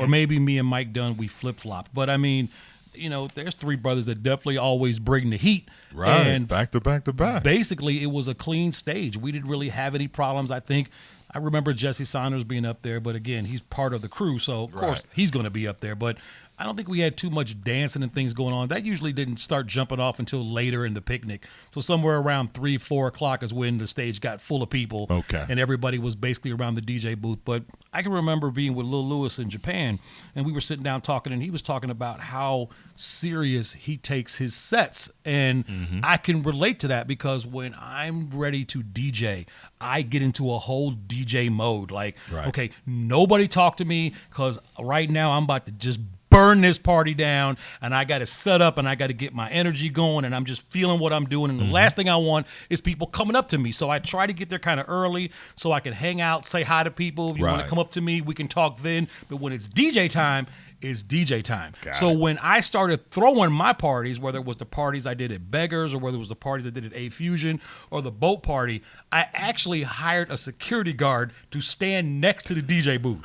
So all the DJs that played on my parties, like Jamie 326, Terry Hunter played, Hula played, Maurice Joshua played, I always had a security guard, and I had Tracy's like 6'9". I mean, dude is just, he's a massive human being. Big dude. All right. He stuck right there by the DJ booth. And there was no way that you were getting to any of the DJs playing. Because as serious as I took my DJing, I wanted to show that same respect to the cats that I had playing along with me. I said, look, when you got here, they already had their money, so they didn't have to wait to the end of the night to get paid. Right. They were paid before the party showed up. Nice. So they were already paid, and when they got to play, they didn't have to worry about nobody bothering them while they were doing their thing. Do your thing. No requests, no shout-outs, no notes over the DJ council, none of that, because my security guard was like, not here. Take that shit to the dance floor. When he's done playing, then you can talk to him. But right now, doors closed or the area's closed, and he's doing his thing. So full disclosure, was your security guard your first fiance? No. No, hell. It's an inside joke. No, hell yeah. That's a joke. If you checked out the show earlier this week, you go back, rewatch it. You'll see what we were talking about. Basically his first fiance was stand outside the DJ booth. That was a rude awakening for her because it didn't work for her. It didn't go as well for her as she it was went trying for to my block man. everybody that was coming up to the booth. She just wanted to know who people were. Like, okay, you short skirt. Who are you again? Right. Like, yeah. And, who are you? And who are you? And who are you? That didn't go over too well. But, once I side. said, once I started doing my own events, these are the details that I paid close attention to because, like I said, I wanted to be comfortable and do my thing without any interruptions, and I wanted anybody who was involved in my productions to feel the same way. Right. Like, look, bro, go up there. You're spinning for 2 hours. Don't worry about nobody talking to you. There's ice water underneath the DJ booth. If you need another drink, we'll send it up to you, in the middle of your set. But I always made sure that those details were handled. Dope. And once again, shout out to my man Lil Lewis, who basically schooled me on all of that type of stuff. And that's the type of stuff I took to heart. And, when I do things, that's how I approach it. Yeah, understandable. I mean, to have somebody like Lil Lewis as a mentor, like, you can't ask for that kind of. I mean, that's the type of energy and mentorship that like a lot of people don't get that. Leon Rogers was up here earlier talking about he had Dollar Bill as a mentor. He had Timbuktu as a mentor. Mentors are hard to find. It's hard to find people that believe in you, that believe in your dream. So it's good to have somebody like him. How did you even come to a point where you are hanging out with Lil Lewis of all people? Okay, it was somebody that you looked up to. Here, okay, let me tell you how that happened because I've always been a major fan of his because first of all, he had the finest women ever at his parties. Is that right? And he was always a businessman / DJ. Okay. Like he promoted his own events, he threw his own events, he made his own music. He just had his whole thing going on, which I thought was fascinating because when other cats were working for promoters, he was like, forget that shit, I'll do it myself. Right. And I'll walk out with a suitcase. Yeah, he threw some of the biggest parties in the 80s. And he had control over the whole atmosphere. When he did his things at the Bismarck, he made sure he had the right sound system, the right lighting show, the right guest DJs were on board. I mean, it was always down to the details. So at that time, they were doing a big party. He was doing like a album release party for, I don't know, the CD he put out back in 2009 or whatever it was. Okay. But it was at this place out in Harvey. I don't even think it's there anymore. It was the Epic Center, something out there. But the other radio station, the hip-hop version of the other radio station was doing the show. Power 92. And ticket sales were slow, which you could only imagine because when you think about who listens to that station, what do they know about this old house dude, right? And that's when I was doing my whole house vibe thing on the other station. Right. And when ticket sales were really slumping and it was getting close to the date of the party, the higher-ups came to me and they were like, yo, could you help us with this? And I was like, it should have been here in the first place because this is where his audience is. So I said, look, let me get him on the show. Let me start playing his music. Let's hook the whole thing up. And for 2 weeks, we just blew it out on the station, and the party was crazy. I mean, it was just absolutely nuts. It was packed full with people. Right. And he appreciated the time that I took to make sure that event was successful. Okay. And the fact that I had followed him for so long and I knew all little details about his life and his music that he didn't think that people even remembered. So, that's when he invited me to go on tour with him in Japan and sit down with me and come over to my house and break bread. And basically, I was a student. I didn't say too much. I just wanted to hear his stories and how he looked at life and how he looked at house music and how he saw it. And I just kind of became a sponge and soaked it all in. I mean, he's a different cat. I mean, he's like the Prince of house music. Like Right. when I say Prince, I mean, the purple guy. Because, Prince is on his own thing sometimes. I mean, you hear the stories of the Ron Hardys and the Frankie Knuckles, but Lewis, he's different. Like his brain kind of works in a way where, that guy changes his phone number every 6 months. That's how different that dude is. Okay. He changes his phone number every 6 months. So if you have his number and you don't call it in 6 months, then you don't have it anymore because he changes it. So, I just got an opportunity to hang out and I learned so much. And it's funny because when we sat in the park, when we were getting back together, when we were like, hashing out like, oh, let's, hey, I haven't seen you in 13 years, but let's do this Mike Love and Dizz thing again. Right. One of the things that I remember seeing on your Facebook page is like when you said your goodbyes to people, you had a Lil Lewis story or a quote or something. And I was like, this dude thinks he's Lil Lewis. I don't mean that in a bad way. I just mean it like I know that he soaked some things up. So when we were talking, I was like, all right, Lil Lewis, put all that aside for a minute because, sometimes you can think and think and think and overthink and not really do it, just from thinking. So I was like, I knew that you had that Lil Lewis in you, when it came to planning and plotting and thinking things through. So it was like, okay, you can be that, but put it aside for a minute. Think about this. Think about bringing this thing back. And here we are doing Chicago. Like Mike talked for a half an hour and I didn't say shit. Nope. Sure I was just sitting there like, I'm just going to listen. Yeah. And it worked out. And again, sometimes you have to step back. And I'm that type of guy where if somebody has been somewhere that I haven't been yet, then I'm going to sit and listen. If that dude has made $5 million and I've only made 5,000, then I'm just going to sit here and shut up because I want to know how he got to 5 million because I've never seen 5 million. So I'll play my role, sit down, and hopefully I'll learn something by the time the end of the conversation is. So, like I said, going back to what he meant to me growing up and his music and his style, it meant a lot for me to actually get to sit there and get to know him one-on-one was fascinating. And, it's funny because I just dug in the crate and pulled out Babyface. Okay, definitely somebody that, like, why does this guy a right, that's random after doing a Lil Lewis moment. Random Babyface. That's because for Lewis being known for all his house music achievements, he actually was doing R&B mixes as well. And you'll see right on there that Lil Lewis did production with Babyface on For the Coolin' You. Is that right? So, yeah, he actually had the Chicago House Club instrumental, and then he did the Chicago House Club vocal mix for Babyface. And it's actually like it's slow tempo. It's not even fast. Okay. Like it's nice and slow. It's like that tempo. It's slow and groovy, but I mean, he was in the studio with Babyface working. That's what's up. So I mean, who knew, right? But I mean, that dude. I didn't know. He also scored Jason's Lyric. The movie Jason's Lyric. Lewis actually scored that movie, which again, a lot of people don't know. I don't know that either. That cat just got involved in a lot of stuff that Shout out to him. And I always like to know that his history is told here in the city because sometimes it gets lost just because sometimes we just like to go back so much and we don't recognize so many unsung folks. But that dude has always been around. Well, when he comes back in town, get him on Chicago Famous. Ooh. That'll be a venture, but we'll see what we can do. We'll see what we can do. You know what I'm saying? Call in some favors. Try to get that new number. Right. Like, hey, man, I got 6 numbers ago. I was wondering. Right. I mean, and it's funny because when you had contact with somebody, it's so funny. It's funny that I just played you like how people play us. So I'll be like, yeah, we used to talk to Thomas Jones back in the day. Look at him, doing his acting and all that. And people be like, all right, great. You can get him for the morning show. I'd be like, slow down, homie. Right. I ain't talked to Thomas Jones since the Super Bowl. Like that number's in my 2-way. Exactly. Not in this joint that I'm holding in my hand. So I don't even know if it works anymore. Right.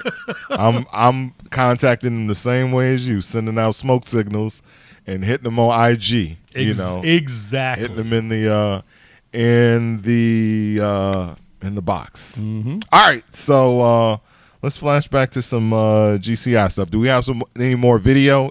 Any video that we did not get to? No, not today. There'll be plenty of video tomorrow. Plenty tomorrow. Like I said, I'm going to cut stuff up from the club, and there might be some people on them tapes that and you definitely want to see this stuff. Yikes! Is that a good or a bad thing? Oh no, that's a good thing. Okay. I'll try to keep it clean. The language I can't do nothing about, but I'll try to keep it clean because man, I was watching the Back That Thing Up contest. I was like, oh my God. I was like, yeah, I can't play that. You can't? Why not? I can't even fuzz that out. Like it got because it went there.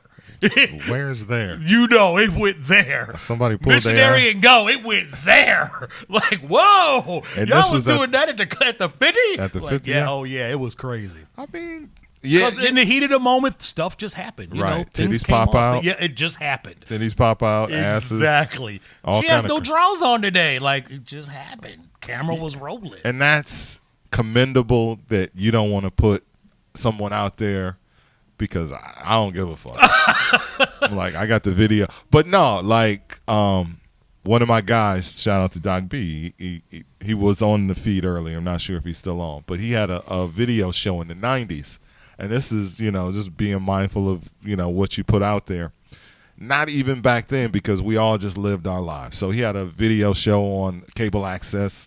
And there were some girls on that show that did some things that now that they're married with kids, they don't want to be seen in that light. Right. You don't want their kids to find out that mama and dad and find out that way. Like, fam, you in a cat suit, like like the Snoop, like when Snoop walked the two bitches out, and I'm only saying bitches because that's a word he used. Mm-hmm. But Snoop walked the two women out and they had collars on their necks, So those same women might look and go like, ugh, like they'll cringe now. So some of those women, those videos from the 90s eventually got uploaded to YouTube, and the girls didn't appreciate it. They was like, can you take that down? That's not really what I'm on anymore. And sometimes as guys, we kind of get adamant. We like, oh, come on, man. Own it. Yeah. That was you. That was you. That was you doing your thing. Be proud of who you were. Like, you can't erase that. And, sometimes you just got to say, you know what? You got to go with a person's wishes. Like we all have our moments in time.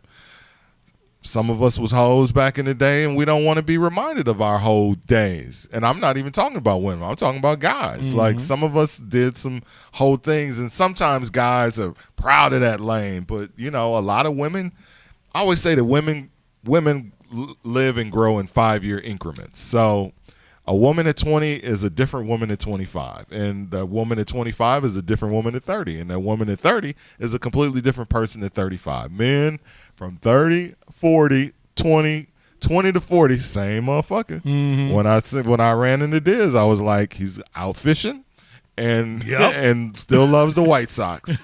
There's some things that you're not going to say, I'm not into that anymore. That's not my thing. With a woman, if there's a woman I hadn't seen in 13 years like you, I couldn't use like, so you still fish? I don't do any of that anymore. Right, exactly. Or you even bring it up, they look at you crazy like, what? Like, I don't do any of those things anymore. I own it. Yeah. I own it. Exactly. When I go back and I look at the stuff that we did in the parties and all the craziness, I'm like, I was young, I was nuts. I was like, I got to own that. It happened. But, again, that's not me today. Nope. We've grown up from it. Got married, had kids, all that's going on. So life is different, but I can still look back at that and laugh and go, oh my God, what was I on? So, All right, we got people celebrating birthdays.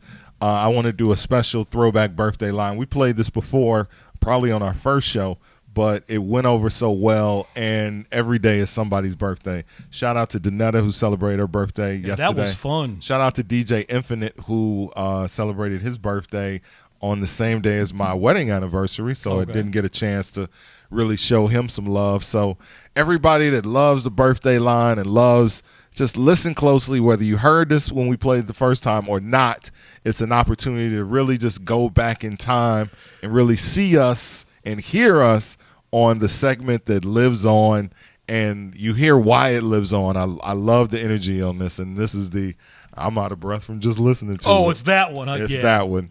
I might as well yawn now because I'll get tired after the first 2 minutes. What, yeah, what, let's go. Cause every day about 8:45 we keep it alive. Something we call a bad boy birthday bash. Well, it's all in the same only in the city is Chi-Town. Yeah, dude, we get down. Mike Love and Dizz. You know the business. Outside, west side, wild, It's time to ride. Who's this on the birthday line? Jasmine, it's Jasmine. Hey, Jasmine, what's your zodiac sign? Leo, it's Leo. What is today your birthday? Yes, it is. You know it is. And how old are you on this day? I'm 14. I'm 14. Go, Jasmine. It's your birthday. Hey, go, Jasmine. It's your birthday, Jasmine. Where you from? West Side. Where you from? West Side. Bad boys gotta say bye-bye. She got Happy an birthday acapella. from WGCI. That's one down. 4 more to go. On with the show, cause Go, go, go, go, go. Everybody on the phone say, uh-oh. Uh-oh. Hold up. Wait a minute. Are you ready to go down? Yes, I am. Smack.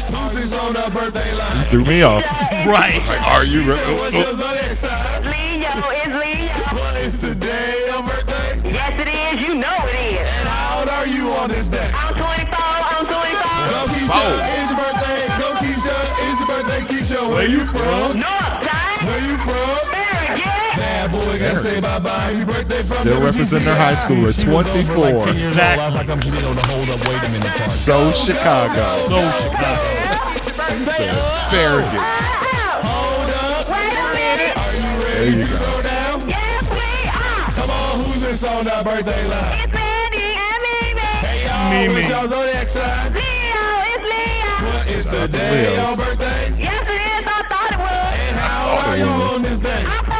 I'm 13. Go ahead, it's your birthday. Go ahead, it's your birthday. Hey, where y'all from? South Side. Where y'all from? Out of B. Bad Out boy, of gotta say B. bye-bye. Out of Happy birthday B. No from longer WGCI. there. That's 3 down. 2 more to go. Still on the show, It's cuz. your birthday. Go, go, go, go, go. Mike Love, I got a question. Hey. The questions. Come on, who's this Super on the hype. birthday line? Hey, you, what's your zodiac sign?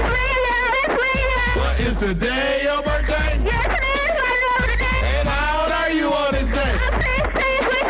Go ahead, Sweet stop 16. hollering. Go ahead, stop hollering. Hey, where you from? Stop hollering. Where you from?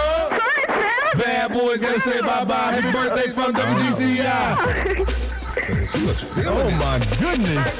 Go, go, go, go, go. I think this is the last one. The last one. Last one. On the Are line. you ready to go down? Yes, I am. Come on, who's this on the birthday line? It's Melody. It's Melody. Hey, Melody, what's your zodiac She's sign? mature. Leo, it's Leo. What is today your birthday? Yes, it is. You know it is. And how old are you on this day? I'm 36. I'm Woo, 36. 36. Wow. She's older than us. Right, so vet back then. West Side. Where you from? West Side. The bad boys gotta say bye-bye. Happy birthday from WGCI. That's 5 down, no more to go. Done with the show. Cause it's your birthday. Man.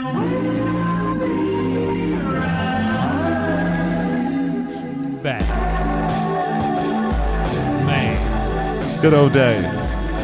The great old days from 1999. So, let's see. It's Wow. 2000. You know what I wish 20 we could years find? ago? You know, I wish we could Melody find, because I is 40, know it doesn't exist 57. anymore. We had a woman call and do the birthday bash who was celebrating her 100th birthday. Remember that? I do. She was from Mississippi or somewhere, and we were like, "And how old are you on this day?" She said, 100. We just stopped the birthday bash. Like, stop. We're like, Right. excuse me, ma'am, how old are you again? How old are you she on this was day? 100 years old, and she was kicking it. I mean, she was sharp. She was nailing it. And Right. we asked her how old she was. She said she was 100 years old, and I could have fell out on that day. There you go. That was crazy. I think the youngest we had was 3. Mm-hmm. I'm 3 years old. I'm 3 years old. We were like, wow. Don't know Tall. timetables, can't read a book, but know this birthday bash, Hey, though. it's on the radio every night. And again, the power of the microphone, like I said, I always got in the radio to get free stuff and kick it, but we quickly learned, and, Leon kind of talked about that too, the responsibility that comes with this microphone, because we have a good time doing what we got to do, and then 15, 10, 20 years later, people walk up to us and go, man, let me tell y'all something. We're like, wow, really? Like, you were listening that tough, huh? We meant that much, and, hey, that's what counts. And again, sometimes you don't even realize it while you're doing it. So, thank you to you guys for supporting Chicago Famous. Thank you for riding with us this afternoon, and tomorrow we will be back for another show, our final show of the week. And Friday is going to be ridiculous. Don't forget, we want you to dig in the crates tonight and take a picture of something from back in the day that you own, so we can feature your crate on Chicago Famous tomorrow. So our email address is mikeloveanddizz@gmail.com. It's really easy. You all see it in the background. So you know my name is spelled with 2 Z's. mikeloveanddizz@gmail.com.